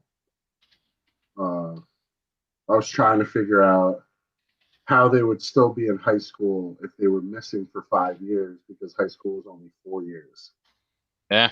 And I was convinced that they overlooked that. And I'm sitting there on the couch, and my mother-in-law's sitting there because she was hanging out for like about 2 weeks until the baby came. And I'm sitting there and I'm ranting for like 15 minutes just into the air around us about how I can't believe they overlooked this. High school's only 4 years. If they blipped for 5, they'd still be in college. What are they doing in high school? Just arguing to no one. And she just sat there listening to it. And then I went, oh, but wait, if they blipped, they weren't here and they were missing for 5 years. But when they came back, they're the same age. So, yes, they would still be in high school. But somewhere, I think Kevin Feige passed a kidney stone. just the venom that was coming out of me caused a kidney stone in Kevin Feige. He went, oh, where did this come from? Oh. He's the guy we need to protect in all this COVID-19. Yeah. Maybe he has like a doomsday, like the rumor is like George R. R. Martin like had a stroke, and then he told HBO like the ending of the show. He's like, in case I die. I wonder if like Marvel has like contingency. Like, what happens if Kevin Feige like randomly just like suddenly happens to pass away? Do they like have a contingency plan like of everything that he wants to get done? I'm gonna say they call it the Walt Disney Protocol, which is head in a jar. Ooh, good point. Head in a jar underneath the Magic Kingdom in California. And then they turn it on every once in a while to ask you questions. So after Captain Marvel 2, where do we go with the storyline? And they switch it on, and Feige's talking head in the jar just goes, nah. Or what if they have it sort of rigged up a way that it's more like a Magic 8 Ball, where they lift it and say, what happens after Captain Marvel 2? And they shake it. And then whatever way his head turns, what they do. before they put it in the jar, they just tattoo a bunch of phrases on its face. So when they shake it, whatever they're looking at is the answer. And like 5 out of 6 of them are CGI battle climax. Scrolls. It's a scroll right on his chin. Scrolls. I like that. Magic 8-Ball. Shake his head. Where do we go with Black Panther 3? No, Namor.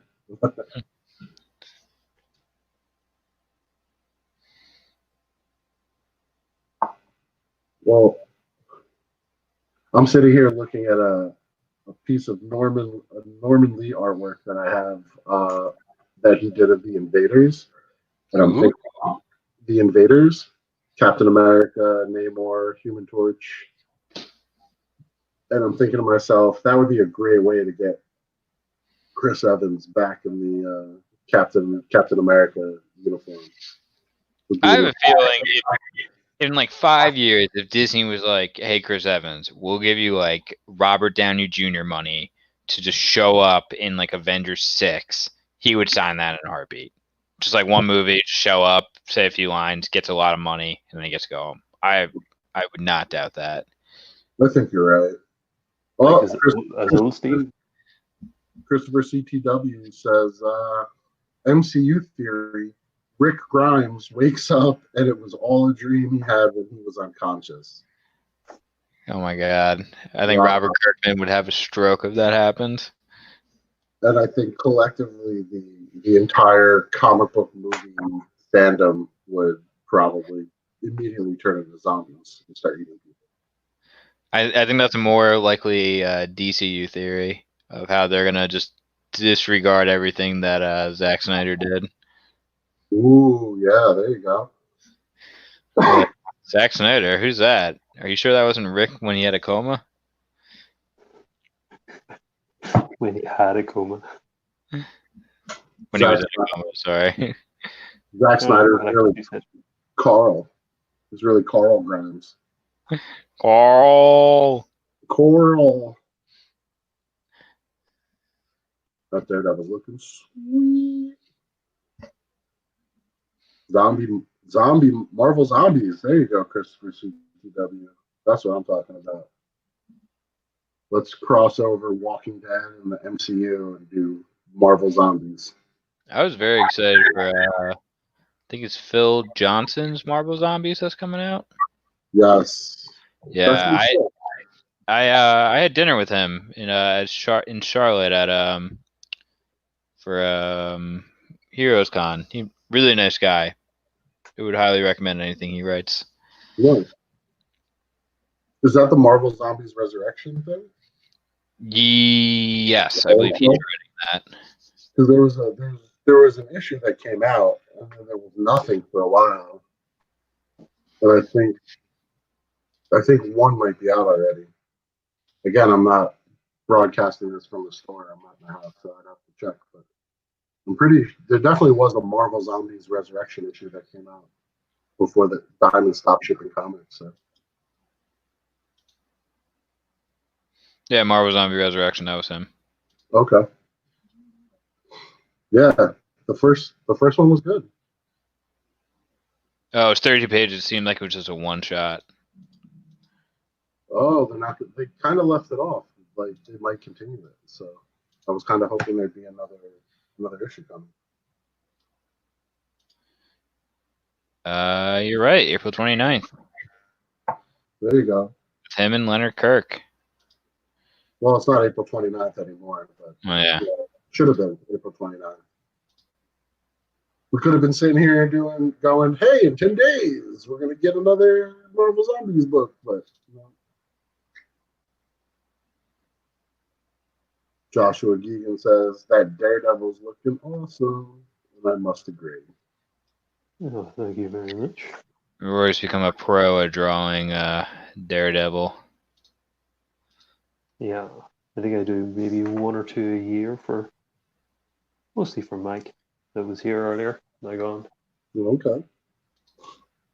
I got to do a fun one for him at last December of Daredevil and the Thing. It was like a Christmas themed one, so I done them in the movie Scrooged, the Yeah. the movie within a movie at the beginning, the trailer for The Night the Reindeer Died. Only instead of the $1 Million Man, it's the Thing and Daredevil fighting ninjas in Santa's workshop.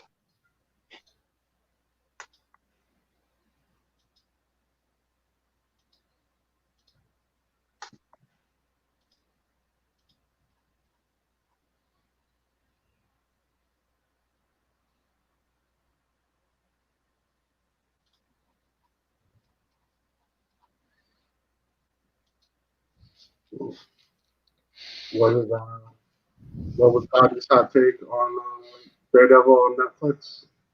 Was that a yay or a nay? I'm sorry, what was that? Bobby's hot take on Daredevil on Netflix. Daredevil 1 was really good. Daredevil 2, I think, is some of the best television I ever saw. I didn't finish 3. I was at my previous job. I had to travel across the country a lot, and I had a really shitty pair of headphones. So when I was on the plane, I would try and watch it, and it'd be on full blast. But I always had to like buy a cheap seat, and I would be right next to the jet, so I would not be able to hear over my headphones. So I only got like 3 episodes in before I fell off, but I was really enjoying it. I would highly recommend Daredevil, but I think everything else past Daredevil 2, between Daredevil 2 and Daredevil 3, was not very good. Yeah, I was very sad and disappointed with the Iron Fist series. So, I'm gonna throw in my hot take now, and I thought Daredevil 2 was garbage, and stopped watching the Netflix shows after that. Ooh, that's a hot take. Shots Yeah, fired. I apologize, but I just thought he was such an asshole. In that season, I was like, I'm out. It- Ooh. Sorry, I didn't realize that I really had to get that off my chest after so many years, but Do you feel a lot better? I do feel cathartic. Carried that around for a long time. You're gonna have to go confess now. What's that? You're gonna have to go to confession now. True. Although social distancing, so I'll have to put it off for a while.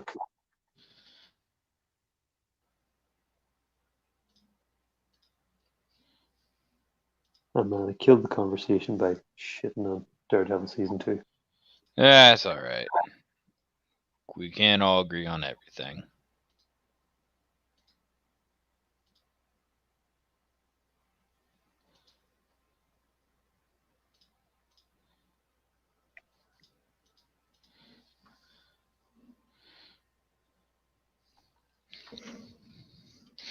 Wait, Christopher CTW asked, what kind of ink pen are you using? I'm gonna have to butcher this name again. It's Tombow Fudenosuke. Even if you just type Tombow brush pen into whatever store or wherever you're getting it, should come up.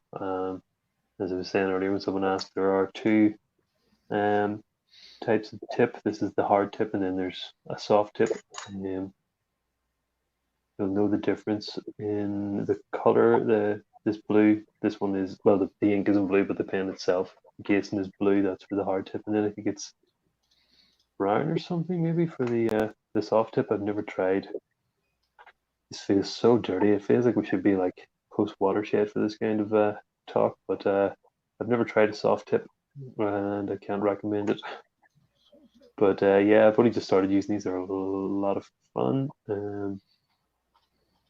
You can kind of vary the line weights with one pen as opposed to like changing around a lot depending on what you're doing. Although I still prefer the ink flow on the Pigma Microns. So I would recommend like either one of these 2 or a combination of both when I'm doing comic books. I use the pen, and then I still have the Pigma Micron and a few of the smaller, finer nib sizes to do the finer details.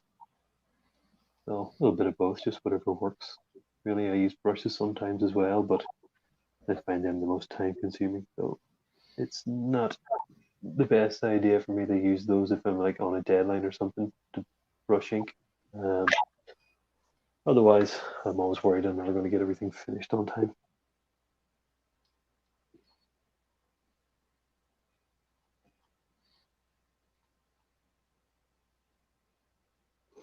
Yeah, big fan of those microns.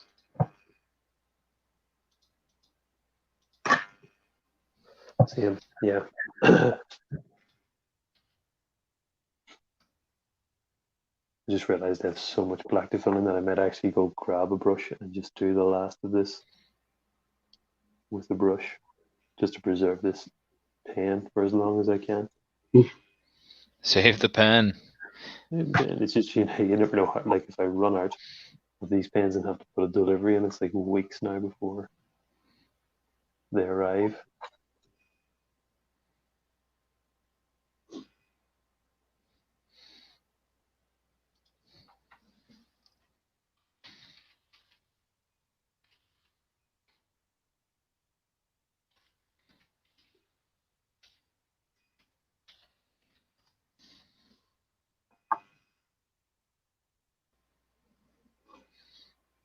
Devil in Hell's Kitchen.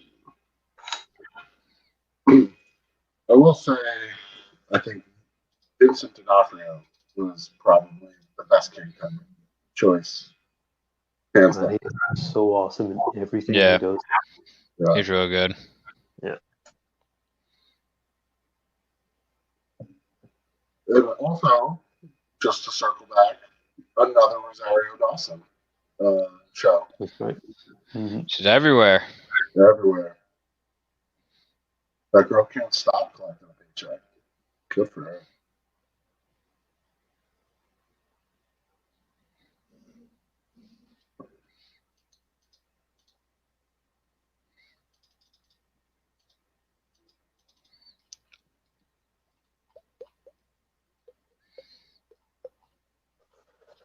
Okay. Yeah.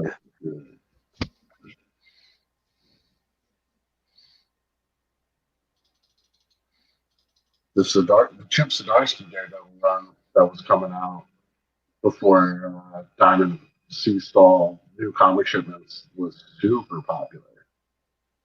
We were selling tons of copies of Daredevil, unlike any other Daredevil run since I opened my doors 6 years ago.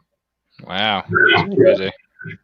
I mean, I read the first arc and then I stopped because I try to read, a little bit of everything so I can talk to customers about it. And the first arc was great, but I had no idea that this thing was going to have legs like it did. I mean, even after we closed to customers, have been doing this curbside pickup shipping thing. I've had people calling up asking what issues of Daredevil, the Zdarsky run we have in stock, and if we can get it for them, and stuff like that. So Nice. if you're watching this, if you're listening, I'll just ramble on about random comic book related goodness. And you haven't checked out the Chip Zdarsky Daredevil run, definitely recommend it. What do you call the artist on that? Because his work is awesome. It's like Marco Cicchetto. Yeah, it's incredible. yeah, this stuff is really great.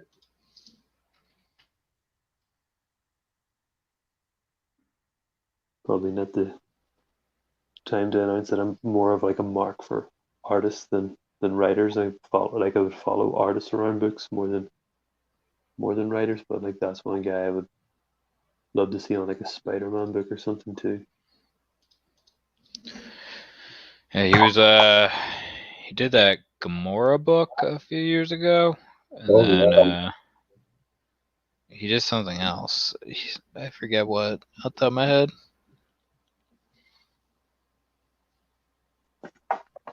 Yeah, I'm drawing a blank, but the Gamora book itself wasn't that great, but the art was. Did anybody bid on the Chip Zdarsky's Creators for Comics thing? Wasn't it he was going to like write the winner into like an erotic story or something? Oh, really? Yeah, I didn't bid on that. I got my eye on a few things I'm waiting on.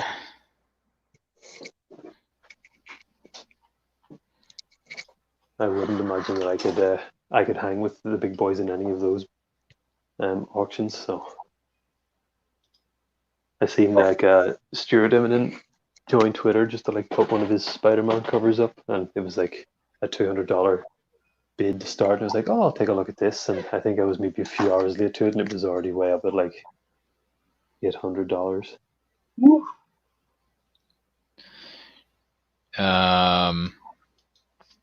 Yeah, he followed me and then he unfollowed me. Heartbreaking. I've seen a lot of people like tweeting that they got a follow. I got one too, and I was like, this is too good to be true, so I'm not going to. Just gonna remember it as I got the follow. That's it. I'm just not going to look at it again and assume that they're still there. You hit follow. So, Or maybe they are still following. Maybe they're following everybody still that they did, except they went on and they seen one of Bobby's hot takes and were like, I'm out of here. yeah, maybe you said something that They were saying like, I mean, Parasite probably. was the best movie in the history of the world. How dare he not love it as much as we did? What did this guy just say about Parasite? Yeah, unfollow. I didn't say it on Twitter. I said it to a group of friends, and Someone they did snitched, not Bobby. agree. Oh, nothing's secret anymore. Everything finds its way on. Yeah. Your friend probably went home and was like, I'm going to tweet what Bobby said. Next thing you know, the whole foreign film industry is knocking at your door. You want to come outside and say what you said about Parasite, though? You want to come outside and say that to our face? Yeah, really. And the guy would just smack me over the head with his 2 Oscars. Yeah. Say it in French. Now say it in Korean. Yeah. Say it in Italian. I'll be like, what? No.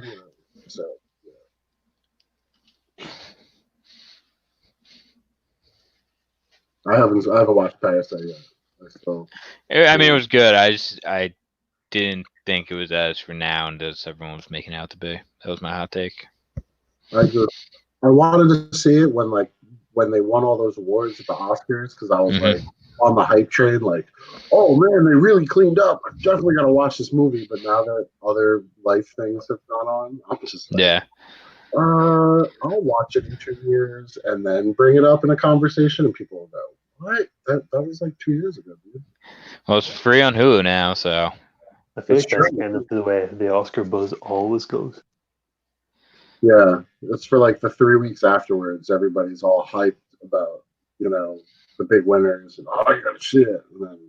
And then it's like, there's Parasites on Hulu for free. It's like, yeah, but I'll watch Transformers again. It's good.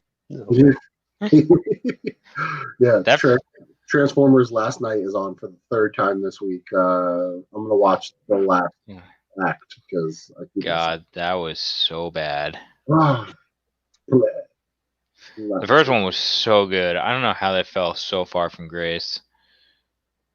Because I think the first one did so well that they just started cramming as much into the movies as they could, and it just became convoluted. Yeah. The Bumblebee movie was great, though. That actually, I was surprised.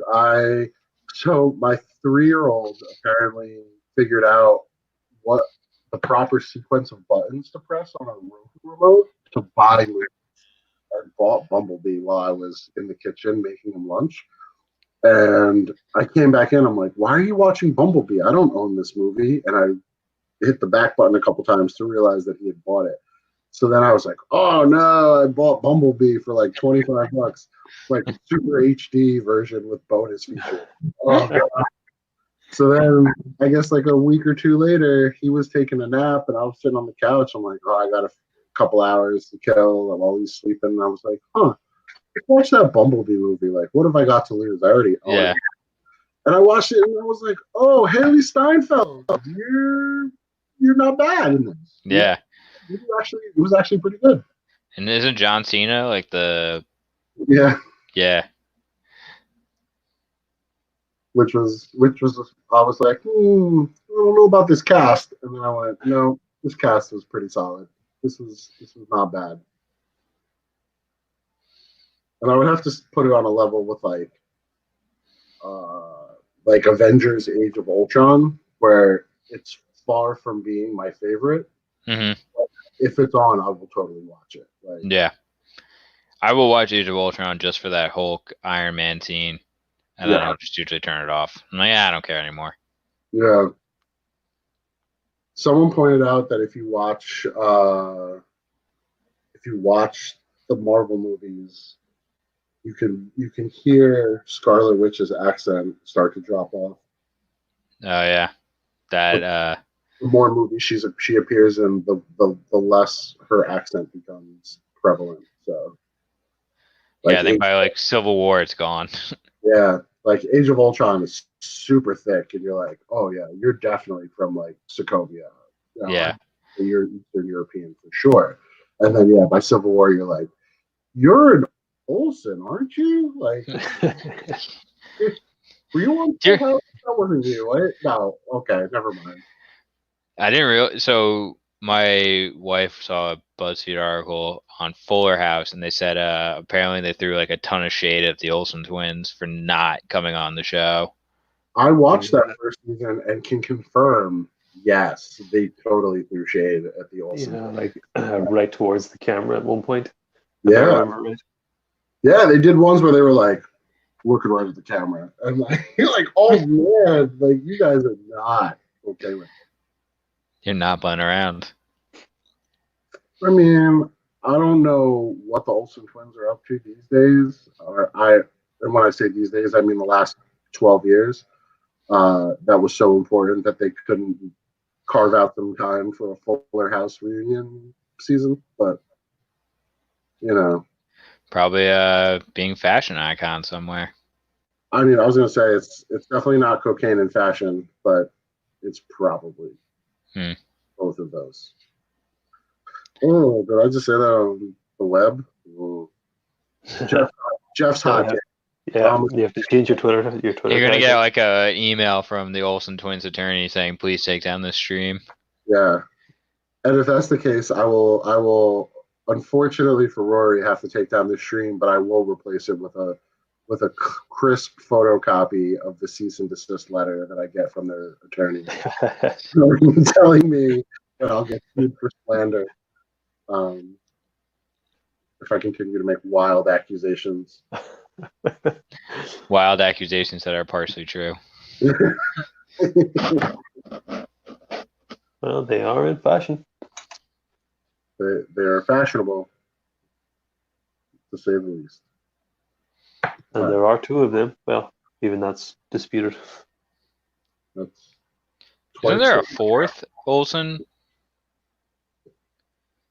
Well, I don't think Elizabeth isn't actually. She's not one of the twins, right? No, but there's four sisters, isn't there? I think you could be right. I don't know. Oh man, only if we had this thing called Google. I really only thought that there were just the Olsen twins. I had no idea who Elizabeth Olsen was until they announced that she was playing Scarlet Witch, and I went, "What? There's another one?" Yeah, there's a fourth one, Taylor. What does she do? Does it say? She has an IMDb page. Oh, she's been in stuff. Okay.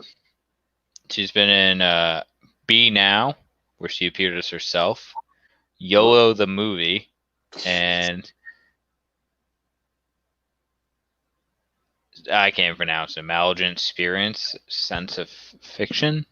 It seemed like it never even made it into production. I'm thrown by the fact that they made YOLO the movie and I haven't seen it yet. That just seems like it's right up my alley. It got 8.3 stars out of 10. YOLO it's been viewed more times on Hulu than Parasite. What? It's been viewed more times on Hulu than Parasite. Probably. Well, I know what I'm doing once I put the kids to bed tonight. I'm watching YOLO the movie. Which one's Taylor Olson? The one with the bloody nose. Oh! Bazinga. I'm gonna start. We've been doing a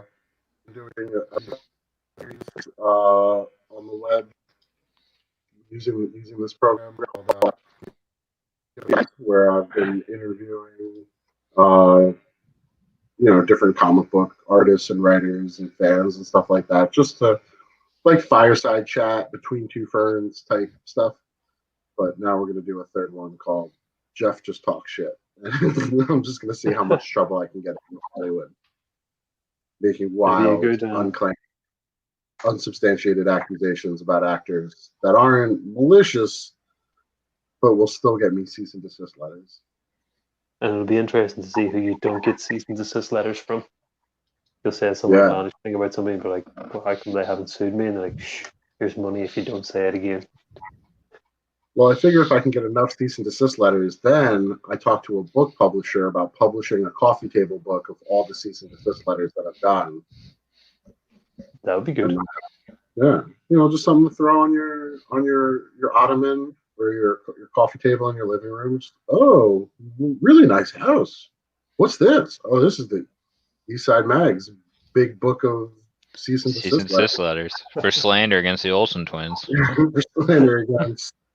I'm not saying that the Olsen twins have a coke habit. I'm just not allowed to say it again. I just can't say it anymore. Yeah. I'm getting sued. Except for right now. Yeah. But this time doesn't count because I was just using it as a descriptor to explain to people that I can't say it. Wow, that Daredevil is so good. We would have been here for a long time if I was trying to do that with the pen. 8 hours later. Bobby and I have fallen asleep. Rory's just got black ink all over the side of his head. Rory falls like face down into the black ink. It's all over the side of his face.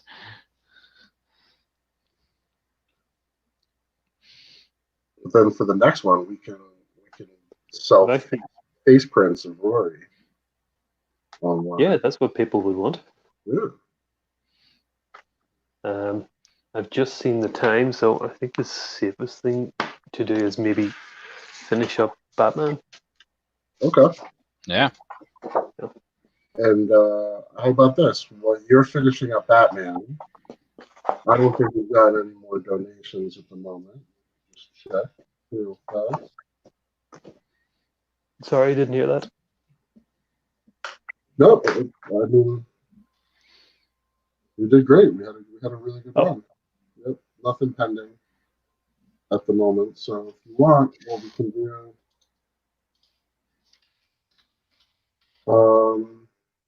we can start drawing names while you're finishing up Batman. Okay. And call it a day. All right. Awesome. Give me 1 second here. Leave that all to you, Jeff. Just texting with one of my guys over at the shop just to see where he's at. But cool. So here we go. We've got where are you doing that? 2.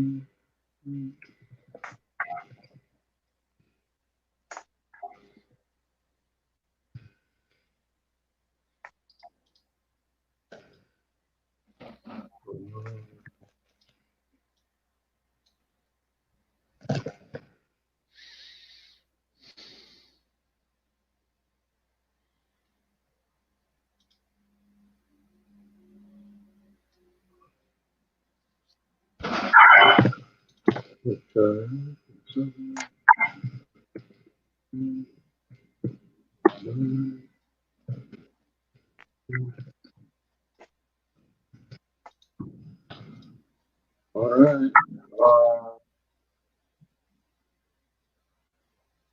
Oh, I think we got one last program.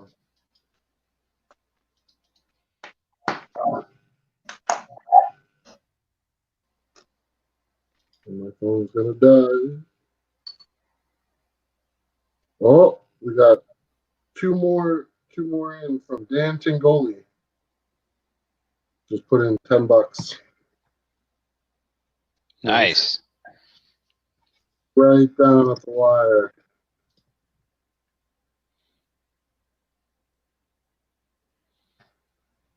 Woo!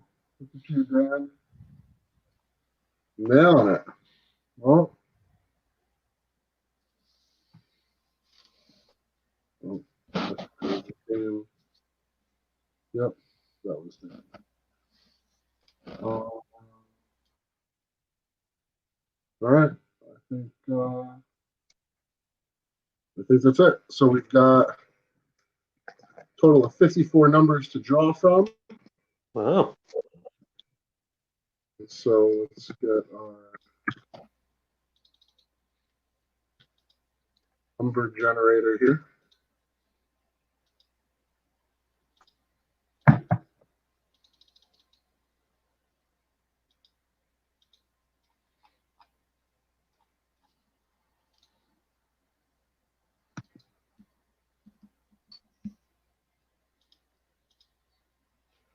And,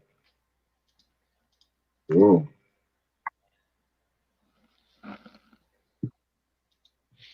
This is like a real one. All right, so 154. Does this work? All right. First winner is number 44, Michael Valley. Nice. Oh, congrats, Michael. Congratulations. And my Google Sheet froze.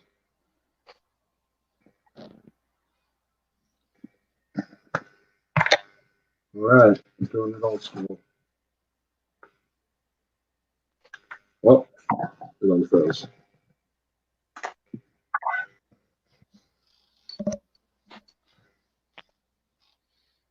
Corey, how many sketches total do we have to raffle off?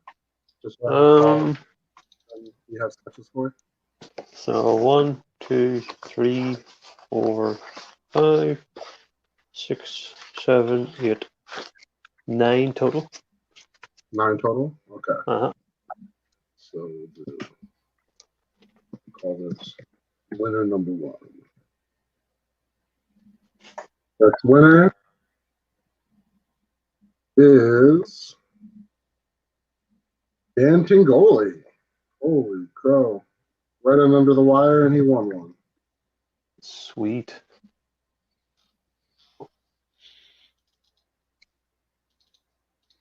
Next winner is number 15, Andrew Sato,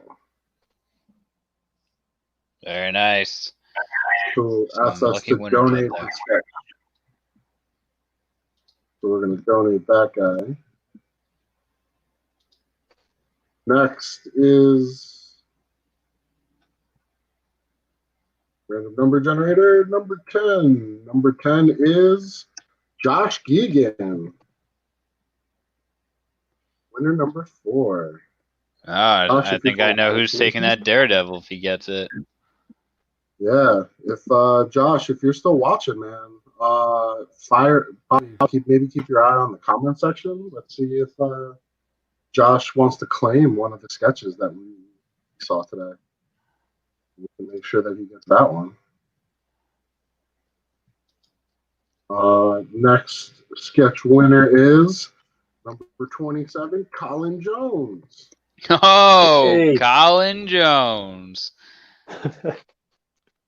Winner number 5.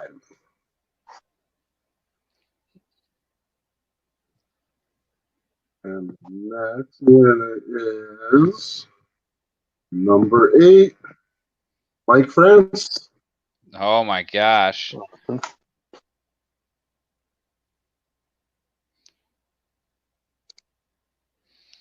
I have a feeling that Mike Francis might want that Ben Grimm, but I will ping him real quick.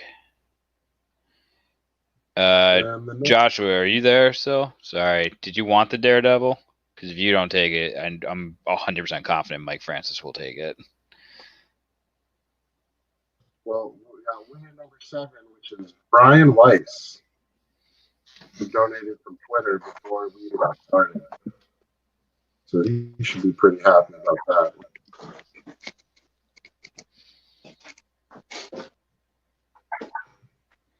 Winner number 8 is Ariel Lazo. Nice. Did Ariel request the Spider-Gwen? Is that right? No, that was Colin's sister Claire, but oh yeah, Joshua is going to lay claim to the Daredevil.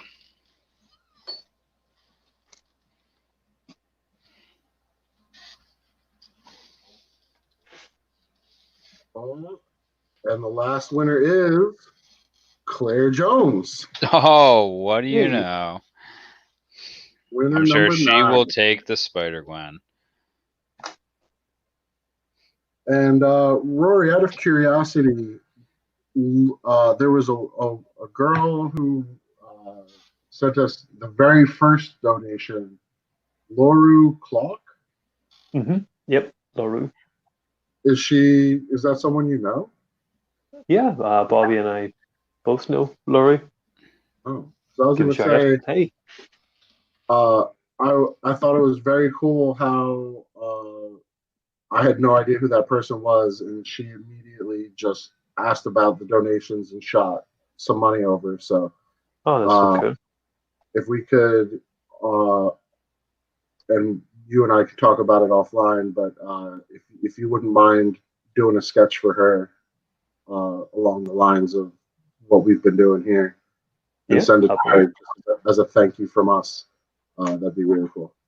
Yeah, I would be very happy to do that. Absolutely. Awesome.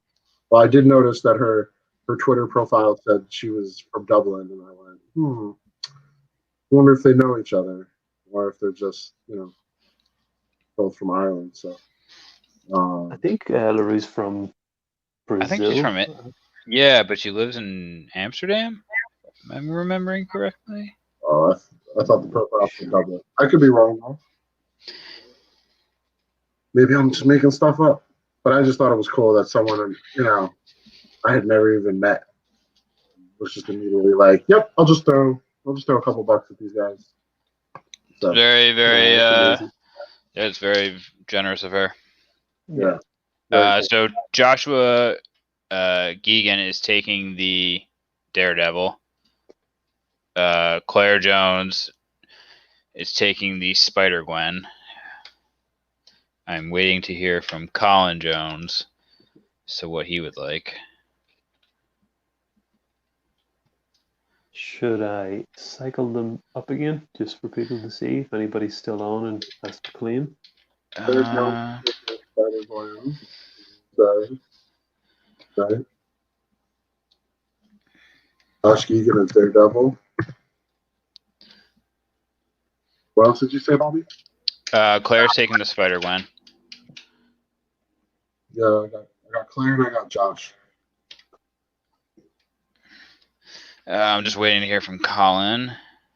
It's The Thing, Ben Batgirl, Batman, Wolverine, Darth Vader.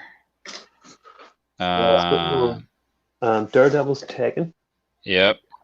Okay, and who else? Sorry, Spider-Gwen. Spider-Gwen is taken. Can we put Wolverine to the side for Dan Tingoli? So we've still got Jubilee. Yep, Jubilee. Spider-Girl, Batgirl. Vader, Hellboy, and Wolverine. Perfect. Thanks, man. Well, since I know Dan Tingoli, I think he would like Wolverine, and Mike Valley would take Hellboy. If that's cool. Who's it? Yeah. I'm just waiting to hear what Colin wants. If I had a hunch, it's probably going to be Vader or Batman.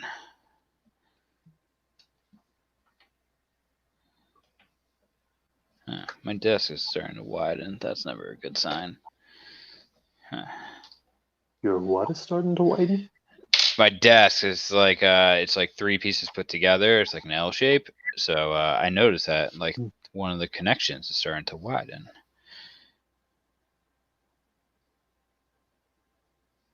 Is it like an old desk or? No, it's pretty new. I would say like November. It took me 20 minutes to put together from Target, so who knows?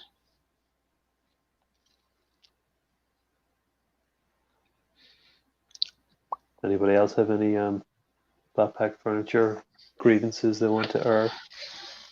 The area of grievances. I'm looking at the list of winners here. Brian Weiss donated before. What about your friend Mike Francis? Do we know? Oh, I gotta message him. Hold on. Because Andrew Sato was the one who donated a bunch of money, but wants us to donate the sketch. So, right. I figure we'll just whatever's left over, whichever one's left over, can go to him, so that the people who actually want their sketches for themselves can pick.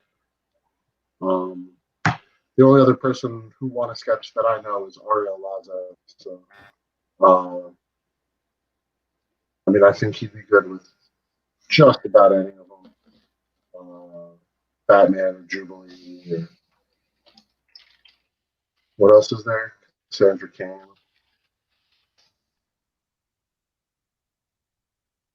But if you guys know a couple people, we can give them some cracks at it. I was on Colin's gonna take Batman. Okay. That's my gut feeling. I'm waiting for a confirmation. And I'm waiting to hear.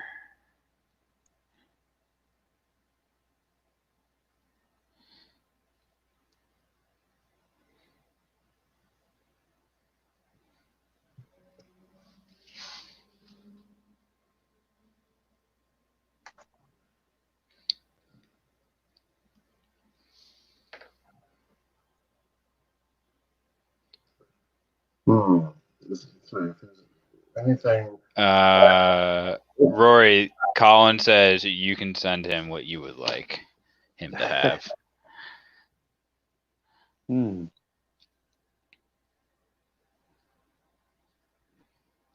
I'm like a Wolverine fan though, but that's totally biased. Maybe Batman? I think that's a good choice. Yeah? Okay. Yeah. All right. Colin's got Batman.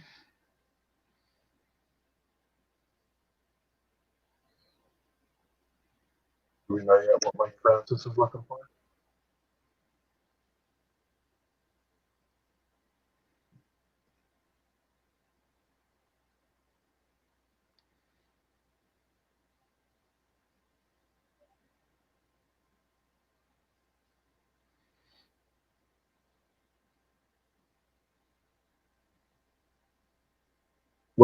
What's left? It's Jubilee, Darth Vader,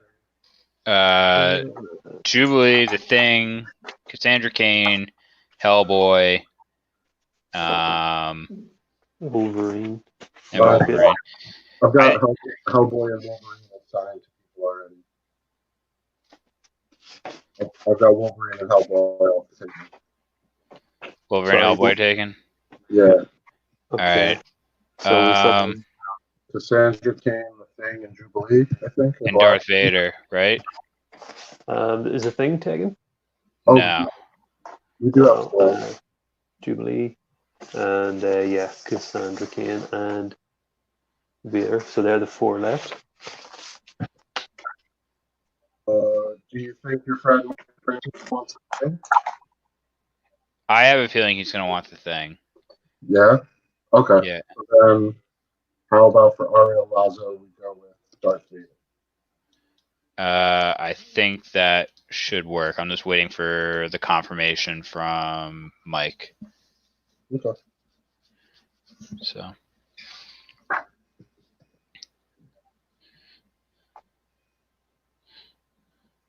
Yeah, I think that's everything here, right? I mean, we're just waiting on Roy to finish up this piece here. Yeah. Well, if we're going to take this time, I wouldn't mind plugging. I haven't set it up yet, but I intend from tomorrow for the duration of next week to have a sale on my web store for 10% off. That's where I have most of my fan art and things. So let me see if I have an example here to hand of my fan arts, my Wolverine Wednesdays and things like that. They're posted up there. They're not like full comic book pages. They're on sale on Jeff M Art Deals. But if you go to coolmancomicart.com, I'll get it set up tomorrow, but I'll post on my social medias. But there'll be 10% off everything that's like my comics that I'll sign or do remarks on, or my fan arts like my Wolverine Wednesdays or my DC Marvel crossover stuff. So they're around about this size. Nice. And I was thinking as well that anybody who's put a donation in who didn't get a head sketch can. I'll have to sort of figure it out with you, Jeff. But if we can work away that they can also get I can set them up with a voucher code, for $5 off or whatever their donation was up until cap it at $25. And they can apply that along with the 10% off next week if they missed out and they still want to pick something up. Hopefully they'll find something on the store that interests them at least. We can definitely email about that. We can figure out a way to get those people who donated but didn't win anything that voucher. Yeah, so it's sort of something that I was mulling over today, so I'll still have to get it set up on my store. It shouldn't take too long to get something like that set up, but I'll be posting it then on my Twitter and Instagram as soon as I get that hooked up, and hopefully let that run until next Sunday.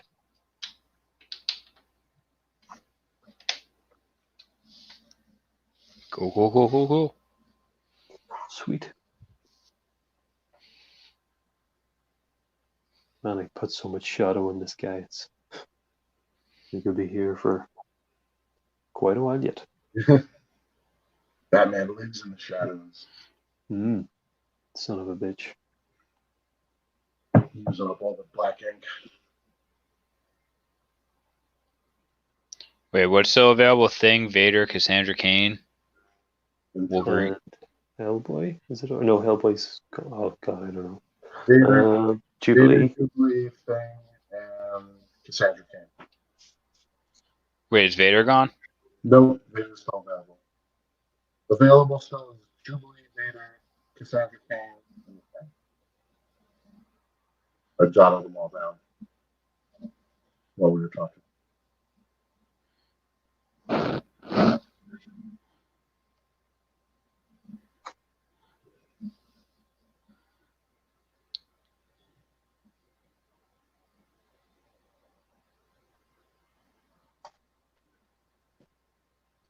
It's an awesome Batman. He's almost there.